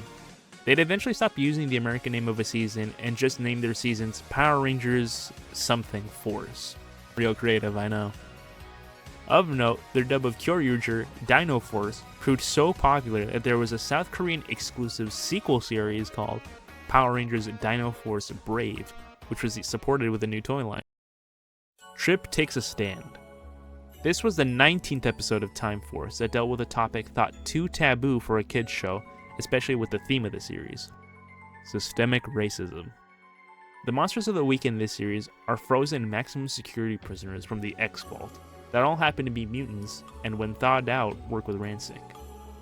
This episode reveals, however, that one mutant named Not-a-Con, oh, I get it, not a con, who was arrested for a petty theft for stealing vegetables because he was homeless, and no one would give him food because he was considered scary. Despite being jailed for a relatively small crime, he still gets put in the X-Vault with the most dangerous criminals. He eventually meets Trip and befriends him before Eric shows up and tries to destroy him, saying, "But you don't understand. This mutant isn't violent." Not violent? Don't make me laugh. They're all violent. even proclaiming, "You think they deserve the same justice we do? Why? They're not even human. Look at him, he's a freak!" Of course, Eric comes around by the end of the episode, but it's a strangely poignant commentary on the American justice system. This is a sort of follow-up to a previous episode which showed Ransik's origin, that focused on eugenics, with Ransik even saying, "Unfortunately, the future isn't very accepting of imperfection." It's episodes like these that give Time Force its well-deserved reputation of a more mature season compared to others. SPD powers before 2025. Despite SPD taking place in 2025, their powers and weapons have appeared in-universe before then, including in Super Megaforce and Beast Morphers. There's a simple explanation for that. Or two. First, the Morphin Grid is connected to all powers, past, present, and future. In the Dino Thunder short before it began, Ethan and Kira get a glimpse into the future thanks to the Morphin Grid and see the SPD Rangers. Later in SPD, two separate team-ups with the Dino Thunder Rangers see them going back in time, meaning their power existed for a time in 2005, thus leaving an imprint of their power in the past, with anyone accessing the Ranger database or Morphin Grid to see those powers. Like a self-fulfilling paradox of sorts. Dimensions in Danger expanded roster. According to an early draft of Dimensions in Danger, the 10 returning Rangers would have been aided during the final battle by an extra 5 Rangers, including Ninjor, Phantom Ranger, Titanium Ranger, Quantum Ranger, and the Shadow Ranger. They would have only appeared towards the end, however, and possibly even as a suit-only appearance. It's unknown why they were cut from the final episode. Leftover Sentai concepts. Sometimes during the toy line, details from the Sentai that may have been planned to appear make it into the toys, but not the final show. Though rare, it has happened, like with Zurgane's figure having a removable head, showing a smaller bug creature piloting him like a robot, which was the case in Hurricaneger, but not in Ninja Storm. Jungle Fury Yellow's initial figure came with a little orange cat-like robot that was a training tool called Robo-Tough in Geki Ranger, but was unused. The weirdest one of all came with the Full Throttle Gold Ranger figure in RPM. These Full Throttle figures usually came with minifigures of grinders and other villains, but for some reason the Gold Ranger figure came with a minifigure based on Kegalesia, one of the generals from Go-Onger, who was pseudo-adapted into Tenaya 7. Zed and Rita are Jewish? During the Wedding 3-parter in Season 2, there's a song that plays during the wedding party called Hava Nagila. This is a traditional Hebrew folk song played at Jewish weddings, bar mitzvahs, and bat mitzvahs. Come everyone, time to dance! Yeah, Lauren, baby! I can't believe it. This would imply one of them practices the Jewish faith if it plays at their wedding, right? I mean, most likely this was just a fun little inclusion in the show soundtrack by composer and co-creator Shuki Levy, who himself is Jewish. Dr. Edward Payne. Dr. Edward Payne was a character that only appeared in early casting sheets for Dino Thunder. He would have filled the same role that Tommy would have in the final show as the Rangers' teacher and Anton Mercer's former partner.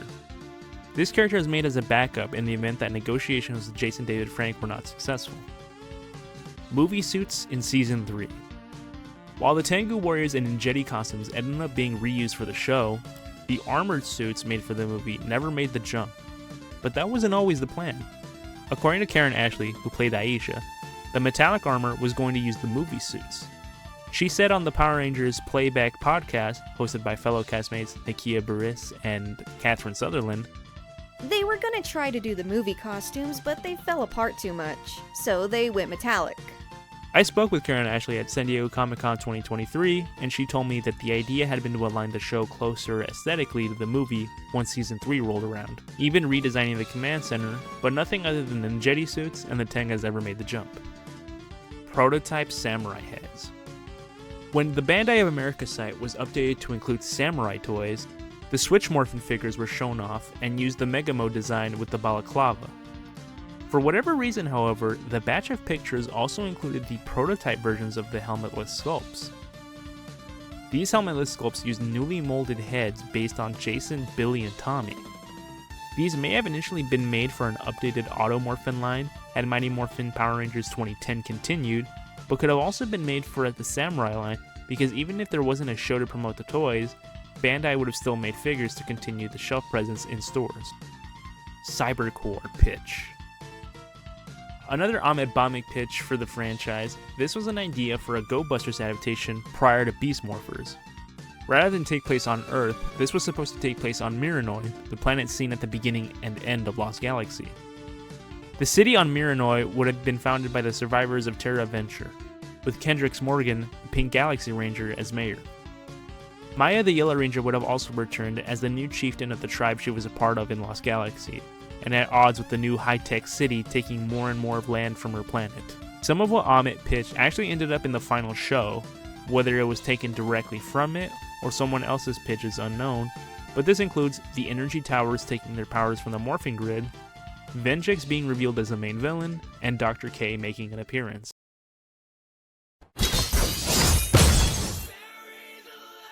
The Devil May Cry connection. The cast of Capcom's beloved hack and slash has a surprisingly deep connection to the Power Rangers. Starting in Devil May Cry 3, Virgil is voiced by Dan Southworth, who played Eric the Quantum Ranger in Time Force. Power Rangers would even acknowledge this in Eric's reveal trailer for Battle for the Grid, where he says the lines, "Foolishness, Lord Zed. And I need more quantum power," riffing on Virgil's famous quotes. Nero, Virgil's son, would be introduced in the next game and be played by Johnny Young Bosch, who played Adam in Mighty Morphin and Beyond. Even Dante has an indirect connection to Power Rangers in Tokusatsu. Also starting with Devil May Cry 3, Ruben Langdon took over the role of Dante, and he started his acting career in Japan appearing in Beef Fighter Kabuto as Mac Windy, aka Beef Fighter Yanma. Later he'd eventually move to the US and work as a stuntman on Power Rangers from Lost Galaxy to Wild Force. He was even the stuntman for Steelon, the Machine Empire General from Forever Red, which reused the Yanma costume. The Power Rangers connection even extends to the failed reboot, where Virgil is played this time by David De La Tour, who played RJ in Jungle Fury.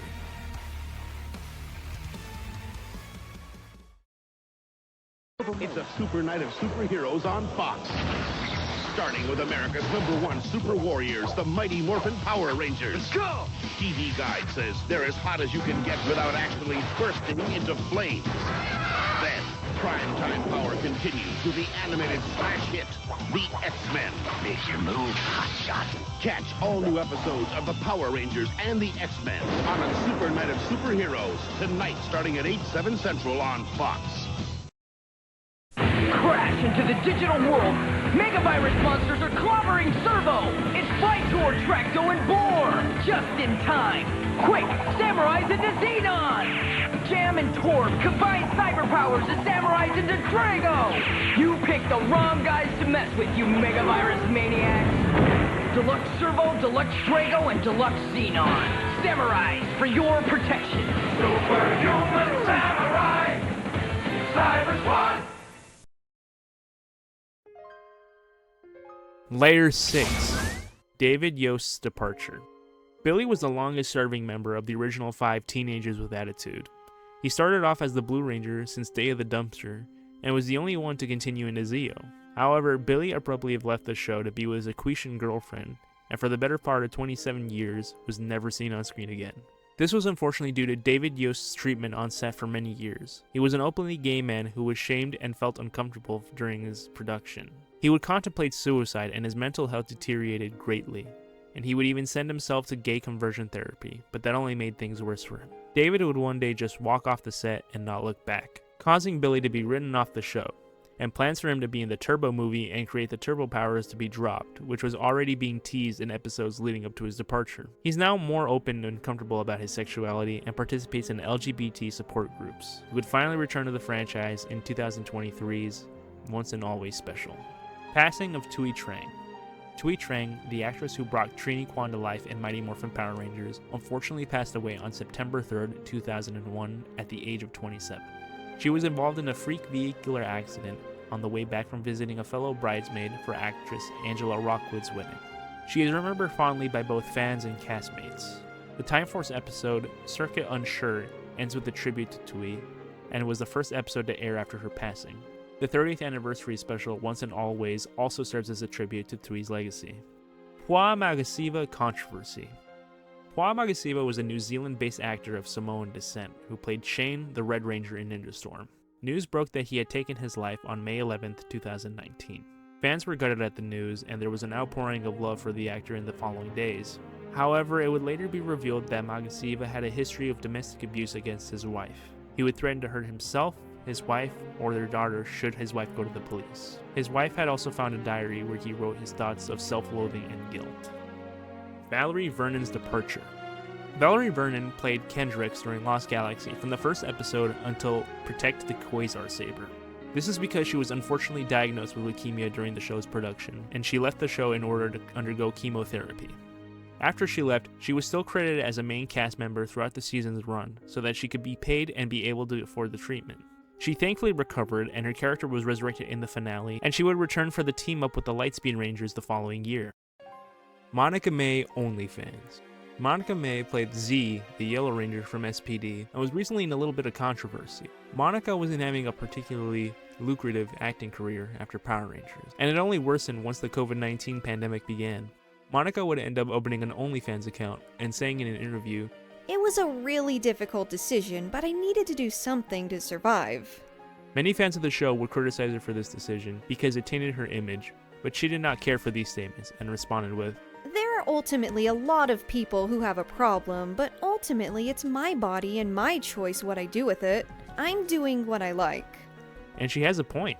She can't be tied down to one role forever, and if she enjoys it, then who is anyone to criticize her for it? Morphin Madness.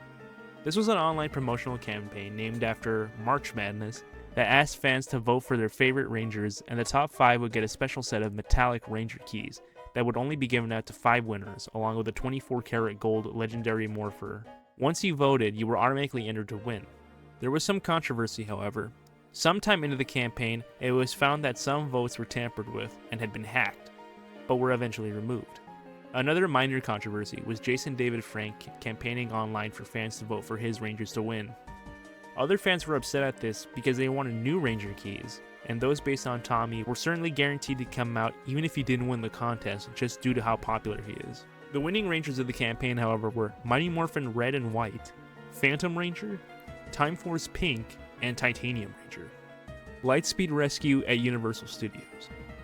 On May 27th and 28th of 2000, the Power Rangers would return to Universal Studios for the first time since their massive show in 1994. This time, it would be the Lightspeed Rangers taking the stage at the Castle Theater to promote the new season and host the world debut of the Titanium Ranger. The Rangers would introduce themselves and put on a show with a Q&A photo session after each show.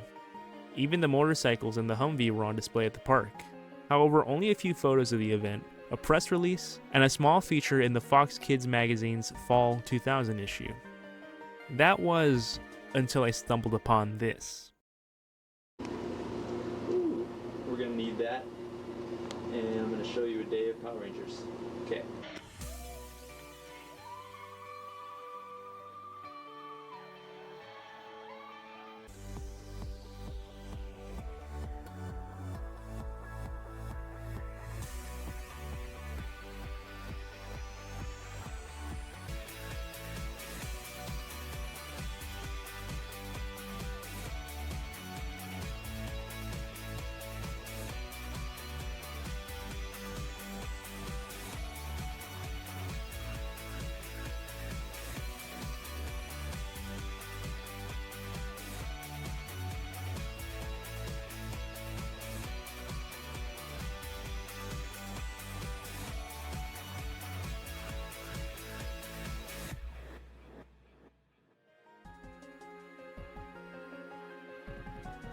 While looking for behind-the-scenes pictures and video for the show's entire run, I came across this video uploaded by Rhett Fisher himself on Vimeo.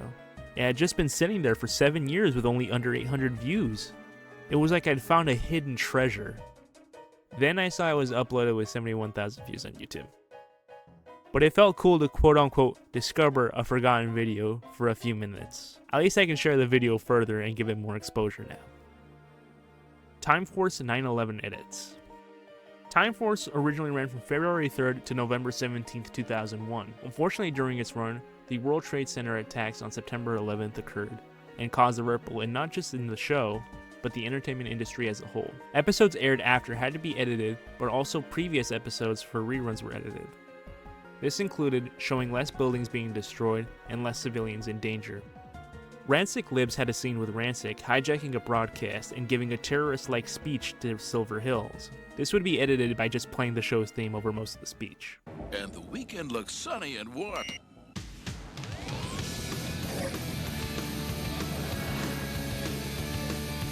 People of Silver Hills. In Frax's fury, during the flashback at the end that showed how Rancic had believed he killed Dr. Ferrix, the edited version of the episode would remove the shots of the lab exploding, but kept the building on fire. You thought you destroyed me when you destroyed my laboratory. Well, you almost did, but I survived. You thought you destroyed me when you destroyed my laboratory. Well, you almost did, but I survived. There are many other edits throughout the show's run, some more subtle than others, but you can easily find videos that compare clips of the episodes from different sources, including VHS releases, DVD releases, Netflix, and the original broadcasts. Hurricane Charlie interruption. There's gotta be a broadcast interruption somewhere in there, right? Well, during the airing of the episode A Star is Torn from Dino Thunder, the broadcast was interrupted by a special report about Hurricane Charlie. Charlie, if you didn't know, was a Category 4 hurricane that hit Florida and was also one of the strongest hurricanes to ever hit the United States, with a total body count of 35. Ju-3. Ju-3 was a concept that would have had Toei film all-new Zord footage from Mighty Morphin when Ju-2 footage would have run out. Early concept art for these new Zords were created, and show redesigned Dino Zords that could combine with a newly redesigned Tiger Zord, who could either combine with the Zords themselves or become a gun for the Megazord a la Transformers Target Masters. As we know now, we didn't get that and instead imported the Die Ranger mecha wholesale and left the Dinozords behind. We would eventually get a Tiger Zord that combined with the Dinozords though, with the Legacy Line's releases using Zord Builder. Power Rangers Origins. This was a movie in development at ZAG Animation Studios, the same animation studio behind Miraculous Ladybug. The film would have been a modernized reimagining of the Mighty Morphin Rangers with a minimal redesign but a completely new Megazord. The film's existence was unknown until a concept trailer was leaked online. Some doubted its authenticity until Samj Animation, a frequent collaborator with ZAG, added Power Rangers 3D to a timeline of projects on its website. Later, during Licensing Expo 2015, during a trailer for Miraculous Ladybug, a character poster featuring the Blue Ranger appeared in the background of a shot. The movie would be put on hold, presumably to focus on the 2017 live-action movie. The trailer that leaked didn't show much, just the Rangers fighting a monster that I think is a redesigned Silverhorns, and forming the Megazord, followed by Trini taking off her helmet. There used to be a 1080p quality version of this trailer, however it was taken down, and all that exists is a lower quality version nowadays. Johnny Cage was a Power Ranger. Yes, Johnny Cage from Mortal Kombat was indeed a Power Ranger. And I don't mean an actor that's played Johnny Cage in the past, I mean Johnny Cage, the character himself, was a Power Ranger. In the Mortal Kombat Legacy episode named after him, a TV producer played by Ed Boon, in his only on-screen cameo in the franchise, funnily enough, talks about Johnny's career and says, "The fans just couldn't adjust to the fact that Johnny was getting older. To them, he would always be that ass-kicking teen heartthrob from Power Rangers." So yeah, not only was he Ninja Mai, but even a Power Ranger. Maybe we can get the Mighty Morphin Rangers in Injustice 3 or something now. Deluxe Interactive Omega Megazord. At Toy Fair 2000, Bandai was showing off the new Lightspeed Rescue line. As with any year, lots of product was shown, including some that didn't end up releasing. One of these items is a very curious one that technically did release in a modified form, or unmodified if you look at it from a Sentai to Rangers kind of way. The Deluxe Interactive Omega Megazord was a Megazord that was meant to interact with the show and possibly VHS releases and PC games using Microsoft's then patented Actimates technology. The Actimates line was a series of plush toys that could receive signals from broadcasts of shows or specially marked VHS releases, and the toys would react to what was happening on the show by using unique voice clips from original actors or other sound effects. For unknown reasons, this was cancelled and the Omega Megazord was released as a normal Deluxe Megazord, but a remnant of its original idea remained. The box was windowed when at the time all Deluxe Megazords were closed boxes, making this one stand out compared to the rest. The interactive release may have been cancelled due to Microsoft losing the patent rights to the Actimates technology around 2000. This may have also inadvertently created some loss of media with it, as there might be exclusive audio recordings done by the cast for the toy that either got thrown out after the toy was cancelled, or could just be sitting somewhere in Bandai's vault. Trini and Passing the Torch. Passing the Torch was a Turbo episode where the entire team, sans Justin, would be replaced by a new group, all while having this whole ceremony in the power chamber. The ceremony was supposed to be even grander than it was in the final episode. In an early draft of the script, every Ranger before was meant to come back and be part of the ceremony, including Jason, Zach, Kimberly, Aisha, Billy, Rocky, and Trini. They would have all been played by body doubles except for Trini, who was even given some speaking lines. It's unknown why this didn't happen in the final episode, but it definitely would have added a lot to the episode, especially since Alpha 5 and Zordon came back for this event. Power Ranger Heroes. Heroes is a fairly obscure line of budget re-releases that was active from 1999 to 2009. These figures weren't sold in regular retail, but in more budget-friendly retailers like KB Toys and CVS. These were simply re-releases of older mainline figures that then started to re-release the inaccurate bike figures. A glaring oddity with these is that it gave two Rangers in the line new, unrelated names. Titanium Ranger was released as VMAX Ranger, and the Triassic Ranger was released just as New Power Ranger. These were a cool way of getting older figures if you missed out on them, even if they did start to fall off towards the end of the line. Early box art Quantum Ranger. For some reason in early merchandising for Time Force, the Quantum Ranger sports a slight redesign compared to how he actually looks in the show. His arrow splits and he has a gold crest on his forehead that resembles the gold part of his belt. This design showed up on pillow sheets, Halloween costume, storybooks, and even made it into the PS1 game. This design was tossed aside however, and the main toy and packaging for later waves of figures would not use this design. Presumably this was done to differentiate him more from the Red Ranger, but I think the black parts of the suit contrast well enough from the rest of the team and didn't need any sort of redesign. Skylar De Leon. Skylar De Leon is a former child actor who appeared in Mighty Morphin Power Rangers as a non-speaking extra. Though not famous for Power Rangers, he did become infamous in 2004. That year, Skylar and her wife Jennifer Henderson conspired to murder and steal from retired couple Thomas and Jackie Hawks. They mainly wanted to steal their yacht and sell it off. They arranged a purchase with the couple, then killed and disposed of the body. They were last seen alive on November 15, 2004. Eventually, Skylar and her wife were caught and arrested.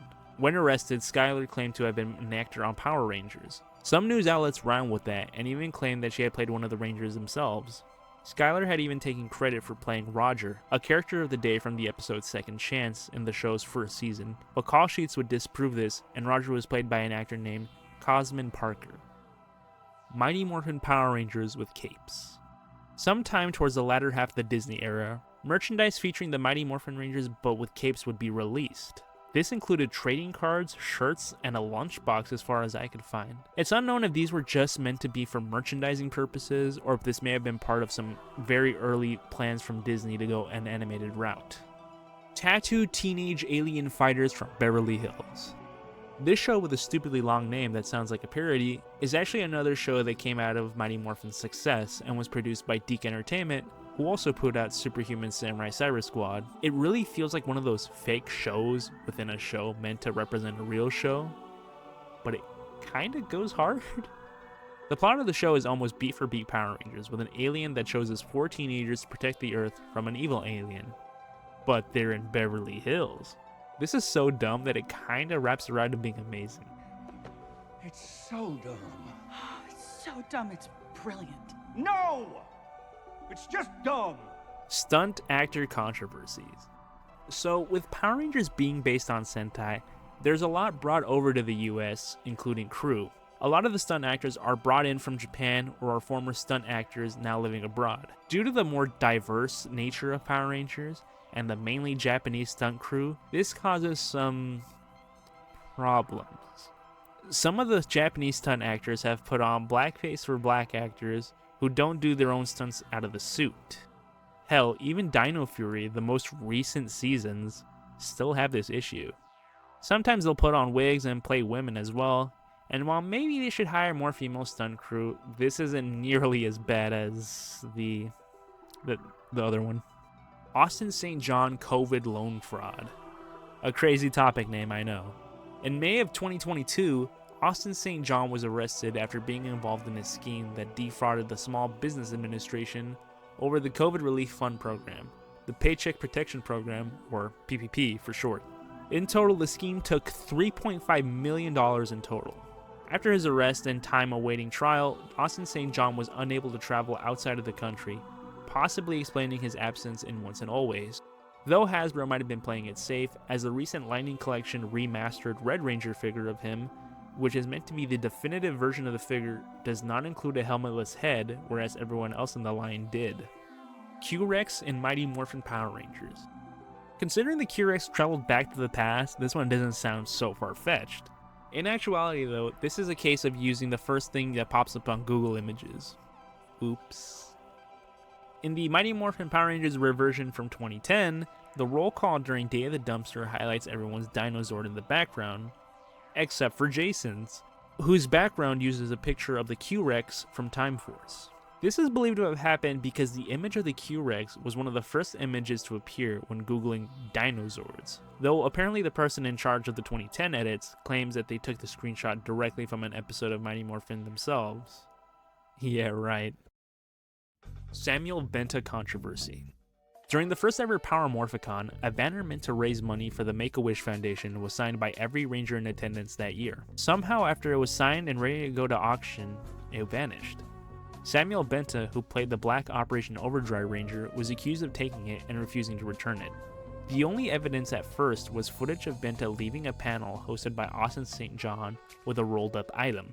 He was supposedly banned from the convention for a time after the incident. In 2020, Benta would break his silence on the matter and clear things up. He claimed that he had got the signatures and put down the banner in the green room where fans were not supposed to be and looked away. And when he went back to get the banner, it was gone. According to him, it was his fault that it went missing, but he himself did not steal it, and that it was a genuine mistake on his part. Lucky draws. Lucky draw is a term that in this context refers to a very rare, limited toy that is only given away or sold in extremely low numbers. Usually these are just repaints. These are more common in Japanese lines, but even Power Rangers has dipped its toes into this as well. The earliest one I could find was a 14-karat gold-plated Galaxy Megazord, which was sold exclusively at FAO Schwartz, presumably at their flagship store in New York, with some units being later given away as prizes. It's estimated that there's about 15 that exist in the world. San Diego Comic-Con has been home to some limited 24-karat gold items as well, such as the Gosei Morpher and Tommy's Power Morpher in 2013, and a gold Dragon Dagger in 2014. The most recent one I was able to find was a gold-plated Dino Charge Megazord that was given away as a sweepstakes, with entries being given by completing a survey on Bandai of America's Dino Charge webpage. Mighty Morphin Power Rangers 4. Mighty Morphin Power Rangers 4 is the name of a Super Nintendo game that appeared on a press release from Bandai prior to E3 1996. It was listed along with a cancelled Beetleborgs Super Nintendo game, a cancelled WMAC Masters game for the PlayStation 1, and an untitled Dragon Ball game for the PS1, which may have ended up being Dragon Ball GT Final Bout, which released in 1997. A Mighty Morphin Power Rangers pinball game is also listed, which was likely retooled into Zeo Battle Pinball. But that leaves Mighty Morphin Power Rangers 4 as a mystery. There was another Power Rangers game on Super Nintendo with Zeo Battle Racers, which may have been what it turned into.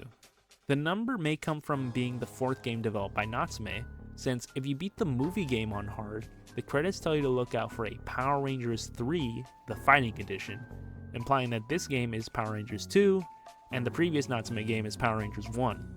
Zeo Battle Racers was developed by Natsume as well, so it may have originally been a Mighty Morphin title before being changed, but nothing else is known. Power Rangers Legacy game. During L Supersonic Q's search for a lost Big Comfy Couch game on the original Xbox, he reached out to Unseen64 regarding an article on the site about the Comfy Couch game, and was sent additional screenshots from a cancelled Power Rangers game from the same developer called Power Rangers Legacy. Both of these games were in development at the same time by a small developer called Genesia. If you want a more in-depth explanation on it, I highly recommend you go check out L Supersonic Q's 2 videos about the Comfy Couch games.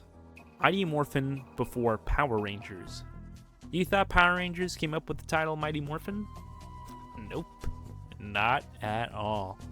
Despite Haim Saban claiming that the name was made up on the spot due to Power Rangers simply being too short, Bandai of Europe was already using the name earlier in 1993. Robo Machines, Mighty Morphin Heroes, was a line made up of previously released Machine Robo and GoBots toys from the 1980s, including a few that never made it outside of Japan. Cassie in Turn Up the Volume. When Patricia Jha Lee was meant to return and replace Valerie Vernon for a while, scripts for future episodes starring her were already in the process of being written, including Protecting Pink, which would have been the episode in which Cassie would have become the new Galaxy Pink Ranger. It was believed that nothing after The Power of Pink, the episode where Valerie Vernon left the show, was shot with Patricia as the new member of the Galaxy Rangers. That was until October of 2022, when a post on the Power Rangers subreddit revealed that Patricia Jha Lee had in fact filmed something prior to walking off set. This split-second cameo comes in the episode Turn Up the Volume, which was only 3 episodes after her last appearance. Perhaps footage for other episodes between them were shot, but there's no confirmation anywhere if there was. But at least it did finally answer the question on if anything was shot with her at all. Stingwinger bombers. One of the craziest things I think Power Rangers ever did that they could absolutely never get away with now are the Stingwinger suicide bombers that appear in part 2 of the Lost Galaxy finale. Trakina, having gone mad in her fusion with Deviat, strapped her Stingwingers with bomb vests in order to destroy the auxiliary Megazords and the Colony Terra Venture. Especially in a post 9/11 world, we could never see anything like this happen in Power Rangers, and it's honestly surprising to even see it here in the first place. Ranger Deniers. Power Rangers isn't known for its amazing or consistent writing, but even then it likes to throw a curveball and really throw its own logic out the window. Maybe there's more examples of this, but 3 moments in the main universe seem to show the Power Rangers equivalent of flat earthers. First, in Trakina's Revenge, when the receptionist tells the little girl, "Now you know, dear, there's no such thing as monsters." Note, the Earth was on the receiving end of a full-scale invasion only 2 years prior. Later in Ninja Storm, Power Rangers are implied to be comic book characters, with Dustin later saying, "You're right." Yes, see? I knew it, dude. I was right. Power Rangers are real. Most recently in Megaforce, when the Blue Ranger saves a woman, she asks him, "Are you some kind of superhero?" At least with Ninja Storm, it was sort of meant to be a soft reset at first, but the other 2 are a genuine mystery. Fighting Edition for Genesis. While Mighty Morphin Power Rangers and the movie games both got Genesis versions, the Fighting Edition never did for whatever reason. Sometime before 1998, an unlicensed port of the game was created for the Genesis. Surprisingly faithful in its graphics, gameplay, and sound effects, it looks like a decent enough bootleg. Supposedly, this was one of the first big unlicensed fighting games released on the Genesis, and other bootlegs would come out using the game as a base, such as King of Fighters 98 and Top Fighter 2000 Mark 8. Kamen Rider Drive in Ninja Steel. Fans believed Kamen Rider Drive was going to appear in Power Rangers Ninja Steel. Perhaps the Power Rider project was finally getting off the ground. The main piece of evidence from this came from Toy Fair 2017. On the wall showcasing the Ninja Power Stars that were releasing in the future, among them was the Tridoron Shuriken from Superhero Tyson GP Kamen Rider Sango. This allowed for Kamen Rider Drive's vehicle, Tridoron, to transform into a robot and combine with Shurikenjin, known as the Ninja Steel Megazord and Power Rangers. At least with the Die Ranger keys, you can maybe stretch that it wasn't on purpose, but here it had to be deliberate because the Tridoron Shuriken didn't even get a release in the Japanese line. The other smaller piece of evidence was that the monster from the Ninja vs. Tribe special showed up in the background of an episode, meaning that the suit was available and used in New Zealand. Kamen Rider Wizard in Dino Charge. In Dino Charge's reveal trailer, which premiered during Power Morphicon 2016, there was a split second that showed Kamen Rider Wizard. This was because it was using footage from the Superhero Time programming block intro. I'm mostly putting this on here because I spent way too much time looking for a trailer of Ninja Steel that had Drive in it to go with the Tridoron Power Star thing, because I was sure that that was what happened when I was misremembering this one. Kamen Rider Beast is also there too, by the way. Heroes of Space. To tie in with NASA's 40th anniversary in 1998, Bandai released 3 commemorative Power Rangers in Space 2 packs that included 1 Ranger and 1 real astronaut from a previous Apollo mission. Included with the 3 male Space Rangers were Alan Bean and Charles Conrad Jr. of the Apollo 12 landing, and Charles Duke of the Apollo 16 landing. Later on, these were released in a 3-pack of their own with no Power Rangers branding. A very weird but interesting collaboration that, timeline-wise, matched perfectly. Third-party toys. Third-party toys are unofficial toys that are made by companies not affiliated with the rights holder of a series.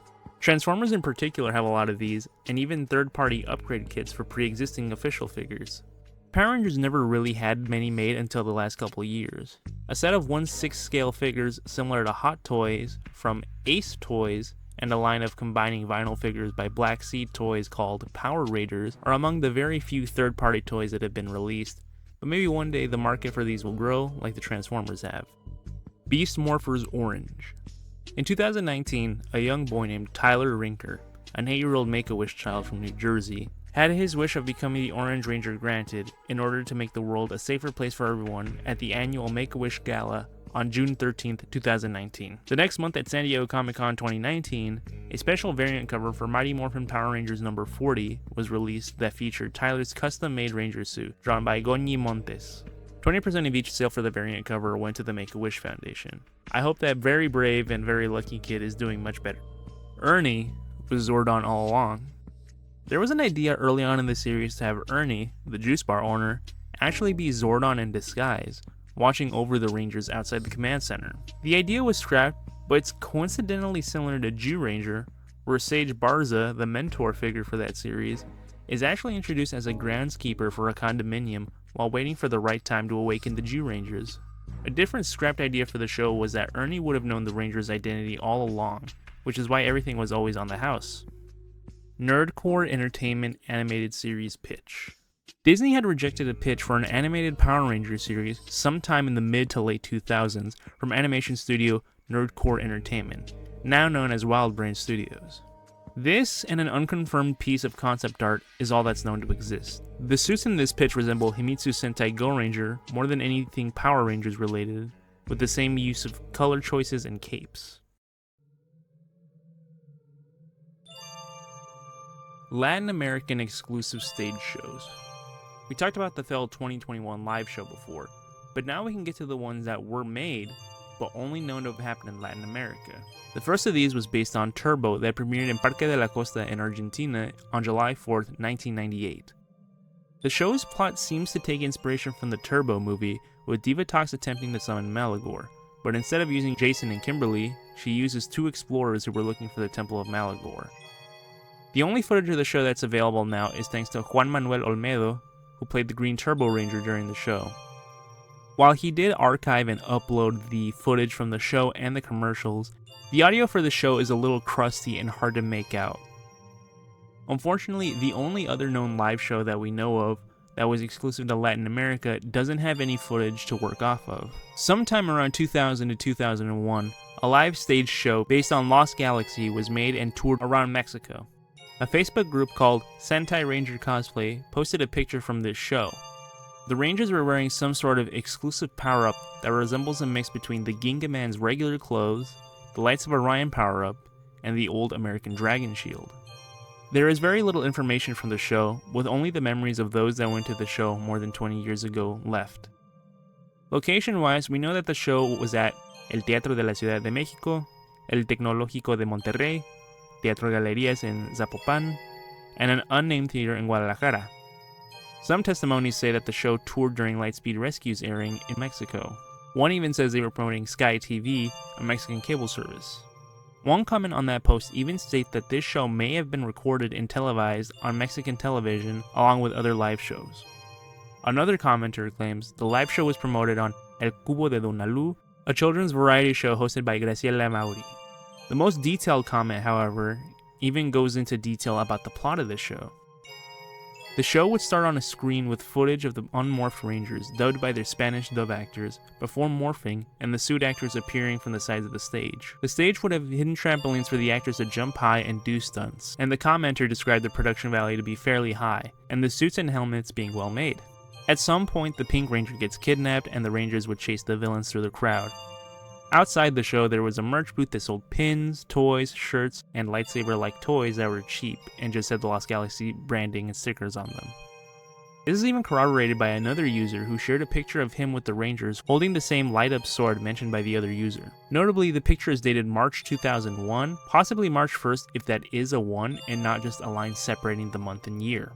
The user ended this post with remembering that this show happened during Lightspeed Rescue's Mexican airings, even saying he went to McDonald's right after and they were doing the Lightspeed Rescue Happy Meal promotion. The picture included on the original post from Sentai Ranger Cosplay also showed the monsters included in the show. These include the Stingwingers, Psycho Yellow's monster form, and 3 other monsters. The first being covered by the Green Ranger, I believe is Psycho Red's monster form, just recolored green due to the shape of the shoulders and his head, which also has the same yellow streak as the original. The other monster behind the Blue Ranger I wasn't able to identify. There is one other monster whose arm is coming out from the side of the picture, and yeah, I'm not even going to try to figure that one out. Hopefully the show gets found one day like the Turbo one, because this one looks to be really well made, and maybe even on par with the Sentai live shows, perhaps. Bienvenidos, Power Rangers. Llegan a la Argentina y solo en el Parque de la Costa podés ver su fabuloso show en vivo. The Aqua Base is under attack. Go to red alert! And battlings now control the Megazord. We have got to evacuate. Can the Power Rangers escape the depths of an underwater grave? It's gonna hit! Everybody hold on! Find out on an all-new two-part adventure on Power Rangers Lightspeed Rescue, beginning tomorrow afternoon at 3:30, only on Fox Kids. The Lost Layer. Hector David Jr. Battery Charge. Well, I gotta strike while the iron's hot on this one. On July 26, 2024, a video showing former Green Samurai Ranger actor Hector David Jr. was uploaded by the Nampa, Idaho Police Department. The video showed the actor pushing an elderly man in a walker after a verbal altercation about parking, where the argument stemmed from Hector parking in a handicapped spot without a handicap placard. He was then hit with a misdemeanor battery charge, and his court appearance is set for August 28th. Happy Power Rangers Day! We're here to toss your salad. Oh, this one hurts. I don't know how this one slipped past me. Anyways, this infamous line said by TJ in the Turbo episode Trolled by the Slice that somehow made it into the final episode? Maybe the term isn't as old as I think it is, but it definitely feels like it. This episode is also remembered for a different but amazing out of context line in Red light now! The evil pizzas were no match for a simple stoplight. And TJ even references this episode at the end of Forever Red. Wait. Did I ever tell you guys about the time I got baked in a giant pizza? Yeah. Rita's Rewind. A new video game developed by Digital Eclipse, Mighty Morphin Power Rangers Rita's Rewind, is a 5, probably actually 6, player classic arcade beat 'em up in the style of the recent Teenage Mutant Ninja Turtles game, Shredder's Revenge, and was announced at the 2024 Summer Game Fest and is expected to release in late 2024. Can't wait for this one. We've been starved for a good Power Rangers game for a while now. Mobile games. The Local Rat initially suggested just Power Rangers Rush, but I thought I'd expand to the mobile games in general.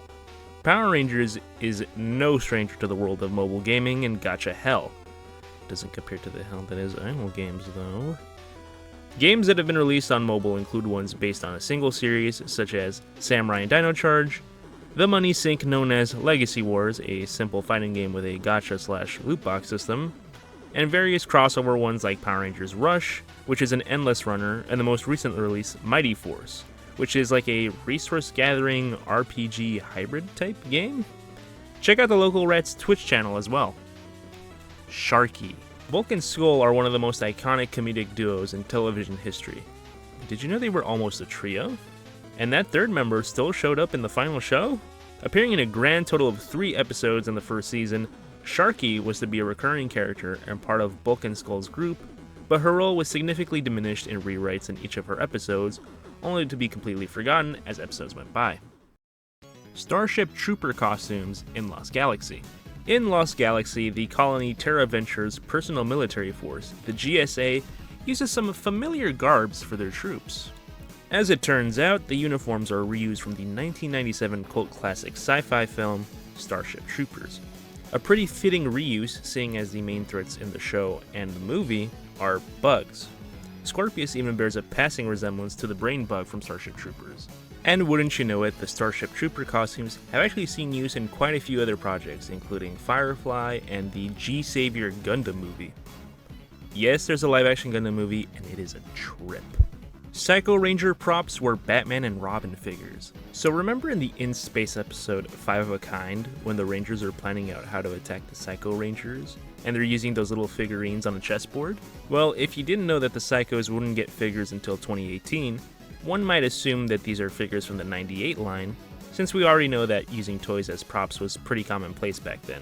But these are actually customized figures of Batman from Kenner's 1997 Batman and Robin line. A fitting use because Osamu Abe, designer of the Psycho Rangers' Japanese counterparts, the Neji Rangers, stated that their designs were inspired by among other things, darker American comic book characters of the time, including Batman and Spawn. These props would later go on to be reused as the chess game Bulk and Skull were playing at their resort in Forever Red. Action Card Game. The Action Card Game was released alongside Megaforce's toy line, with promo cards being included with certain toys. It was a full-fledged card game that ran for 4 booster sets, with a 5th planned to be based on Super Megaforce, even including a new card type. Technically, a 5th set was released, but only in the UK, and it was just a reprint/best of set, not unlike Pokemon Celebrations or One Piece's premium reprint booster. These cards are adapted from the Daiso arcade cards, being retrofitted to play as a traditional card game, rather than to be scanned for an arcade game. The scanning gimmick actually did make it over with a dedicated card scanner app that gave you clips of the character either lifted from Daiso or from the show. Ricardo Medina Jr. manslaughter case.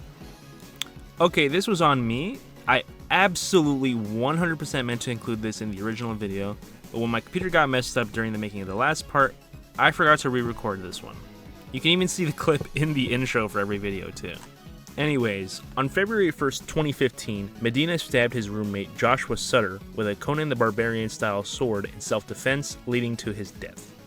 Medina claimed that after a heated argument that was so bad that he and his girlfriend retreated to their bedroom, with Sutter forcing his way into the room, leading to the stabbing. A year later, on January 14th, 2016, he would be arrested on murder charges in connection to this incident, and faced a possible life sentence that was then lowered to a maximum sentence of 6 years after pleading guilty to 1 count of voluntary manslaughter. Medina was released sometime in 2020, according to co-star Jack Guzman in an interview. The following 7 topics were suggested by Artemis Eros, who brought some really good ideas to the table, so shout out to them. Ranger Black. If you ever look at the episode titles in RPM, you'll notice that the main 5 Rangers each have focus episodes, with each being titled Ranger and then their color. But a glaring oddity is that Black never got an episode like this. However, the initial plan for RPM's finale was intended to be this focus episode. The episode would have had Dylan, the Black Ranger, be revealed to be the final vessel for the villain Venjix, and that his memories of his sister Tanaya were implanted into him. He was revealed to be experimented on with robotic implants earlier in the season, by the way. And the remaining Rangers would have had to destroy him after the Venjix sleeper code was activated. The only for sure confirmed aspects of this episode were that it would have focused on Dylan, but after the original writer and executive producer, Eddie Gazelian, was let go and replaced by Judd Lin, anything he had planned was either abandoned or reworked, and Lin refused to hear any of his plans from cast members due to fear of legal repercussion from using his original plans. Original graphic novels. Boom Studios has released a few original graphic novels that feature original stories set outside the comics continuity, such as Soul of the Dragon, The Psycho Path, and Sins of the Future. These graphic novels helped expand the universe and in some cases introduce brand new characters to the franchise, like the Black Time Force Ranger and J.J. Oliver, Tommy and Kat's son, who was even made canon to the main TV continuity with mentions in Dimensions in Danger and Once and Always. The Beast X King Zord. The Beast X King Zord was introduced in Beast Morphers Season 2 and was heavily used in the marketing and toy line for the show, including weapons made in its image that appeared in the show and toy line, like the Beast X King Activator, the Beast X King Ultra Bow, the Beast X King Spin Saver, and there was even a toy-exclusive Beast X King armor figure. But with all that, Hasbro never released a proper Beast X King Zord in the main Zord line. There was a non-transforming electronic one, but to have so much of the show and marketing revolve around this new Zord and not included in the main line was certainly a decision that was made. New ADR in Beast Morphers and Dino Fury. In episodes that show clips from earlier pre-high definition seasons, the audio for these clips were redubbed when they appeared in the Beast Morphers episode Making Bad and the Dino Fury episode Old Foes, and the redubbed voices were not the best. Hurry! You must destroy my energy tube! Right! Time is running out! At least the show was able to get around the old aspect ratio by showing the 4:3 clips through monitors. I'm gonna assume that the original audio master tapes were either long gone by that point, or were so deep in storage and it was just easier to redub it than it was to go back and isolate the original audio from the music and sound effects. Andrew Lang bullied off the show. Andrew Lang has played quite a few characters in Power Rangers history, including Master Lope in Jungle Fury, the Messenger in Megaforce, and most famously, RPM's Venjix, and even reprising that role in Beast Morphers through Evox. When Dino Fury reintroduced Lord Zed, Lang was brought in to fill in the role for the late great Robert Axelrod, and reception to his portrayal was mostly negative. So negative, in fact, that he was harassed online by fans and declined to return to voice Zed in Cosmic Fury, and voice actor Fred Tedashore would take over the role. Cosmic Fury original episode count. In a Twitter space following the release of Cosmic Fury, showrunner Simon Bennett revealed many things regarding the production of the series' final season, including interesting tidbits such as changing Zeto's ranger color to not be white, due to fears of backlash having a person of color play a white ranger, and Hasbro's paranoia over Zed's insignia resembling an N if tilted. One of the biggest reveals that might have fixed issues some fans had with the season was that Cosmic Fury could have been 20 episodes instead of the final 10. Netflix had actually offered to have the show run for 20 episodes, but Hasbro rejected that and wanted a short 2-month production schedule and settled on 10 episodes instead. It was because of this that Izzy and Fern's story was significantly cut down, and a plotline of them being at odds due to Izzy being too overprotective and breaking up for a few episodes was scrapped. Quantum Continuum. This was a 30th anniversary 8-episode limited series pitch written by David Yost that he shopped around to various networks and streamers prior to the making of Once and Always. It's described as a tonal cross between Riverdale and Star Trek. The limited miniseries would have followed a somewhat similar premise as Once and Always, where the project was meant to pay tribute to Tui Trang and her character Trini Kwan. Without giving away too much, it would reveal that Trini and Jason got married, had kids, and that Billy had tried to get the team back together to fight a new evil empire coming to destroy the Earth, and setting up the team's kids to take over the mantle of the Power Rangers. Bulk and Skull even get to finally figure out the Rangers' identities after all these years. David Yost himself has uploaded the scripts of the first 4 episodes if you want to check those out. Godzilla and Cat Power Coins. Man, early MMPR promotional material was weird.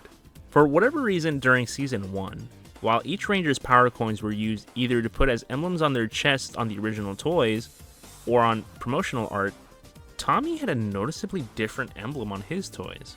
This power coin-esque design given to him is straight up Godzilla, like there's no way around it. If anything, it looks more like Titanus than it does Dragonzord. We would at least get an actual Godzilla Ranger with the Kaiju Rangers in Godzilla vs. Mighty Morphin Power Rangers 2, but that wouldn't be for like another 30 years. Then, when the Tiger Zord was released in Season 2's toy line, it included a figure of the White Ranger with no emblem on the chest, but a weird cat power coin. Hey, don't fucking look at me like that. That's a weird looking fucking cat.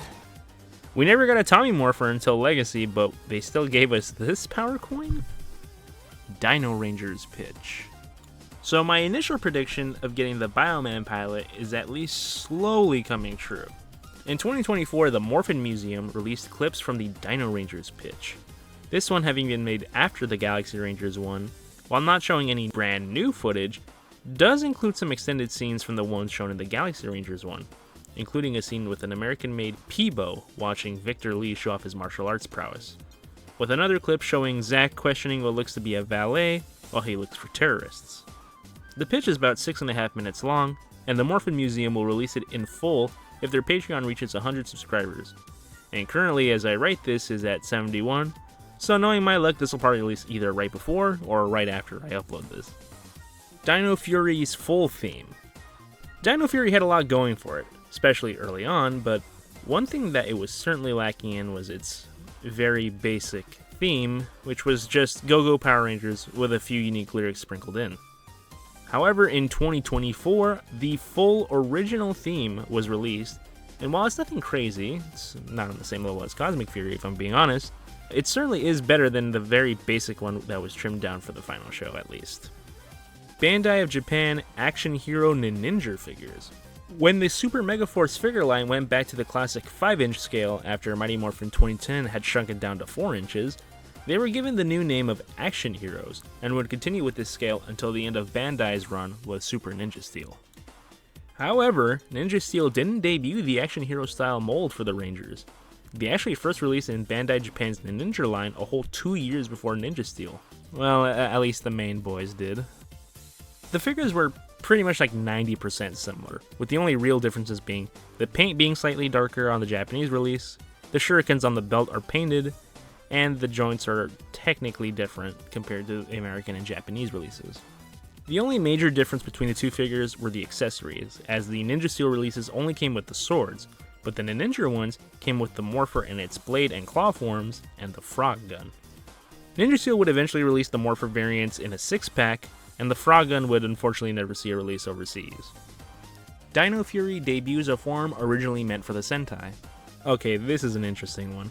So in Ryusoulger, the Ryusouls allow the Rangers to either morph or get new power-ups, and while many of the Ryusouls were created, many never got to see use on screen, even with the power-up sleeves being fully built and designed for each one. Among these was the Kike Soul, and while it never saw use in Ryusoulger, it actually got to debut on screen in Dino Fury in the 3rd episode of the 1st season, Lost Signal. Amelia got the honor of debuting this new form, but a picture from either a magazine or a reference book, I couldn't find the origin, and reverse image search did absolutely nothing, shows Ryusoul Red using it, but Zato never ended up using it in Dino Fury either. Jail of Jewel. This is the name of a music track from the Castlevania series that debuted in the DS game Portrait of Ruin. A top tier entry in the series, might I add. But we ask ourselves yet again, what does this have to do with Power Rangers? Well, this track in particular features a portion that is strikingly similar to the 4th stage theme from the original Super Nintendo game. Have a listen.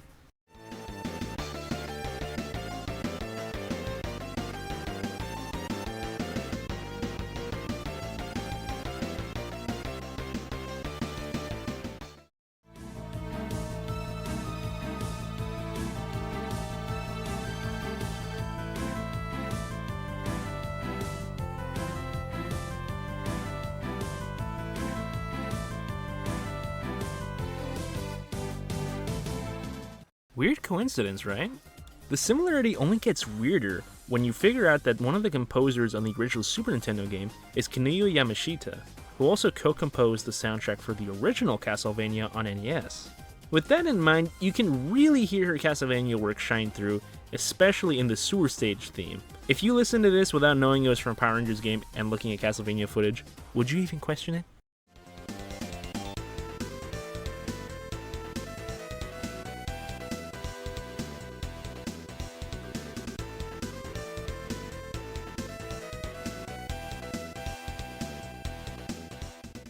I doubt Jail of Jewel was composed with referencing the Mighty Morphin game in mind, but it's funny how it all loops back around, isn't it?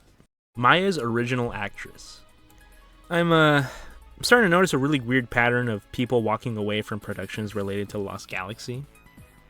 Actress Erin Sims was initially cast as Maya the Yellow Ranger, and even filmed scenes for the premiere episodes before parting ways with the production, necessitating a replacement in Serena Vincent. Recently, once again, the Morphin Museum has uploaded never-before-seen dailies from Sims' time on the show, edited together with the final scene of the premiere episode of the Rangers all on the megaship together. While Erin Sims does a good enough job with what little footage we have of her, I can't really see anyone but Serena Vincent in the role.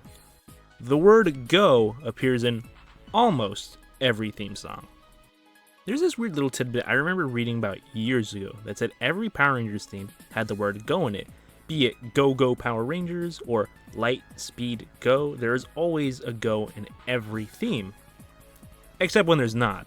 The Dino Fury, RPM, and Cosmic Fury themes don't feature the word go in any capacity.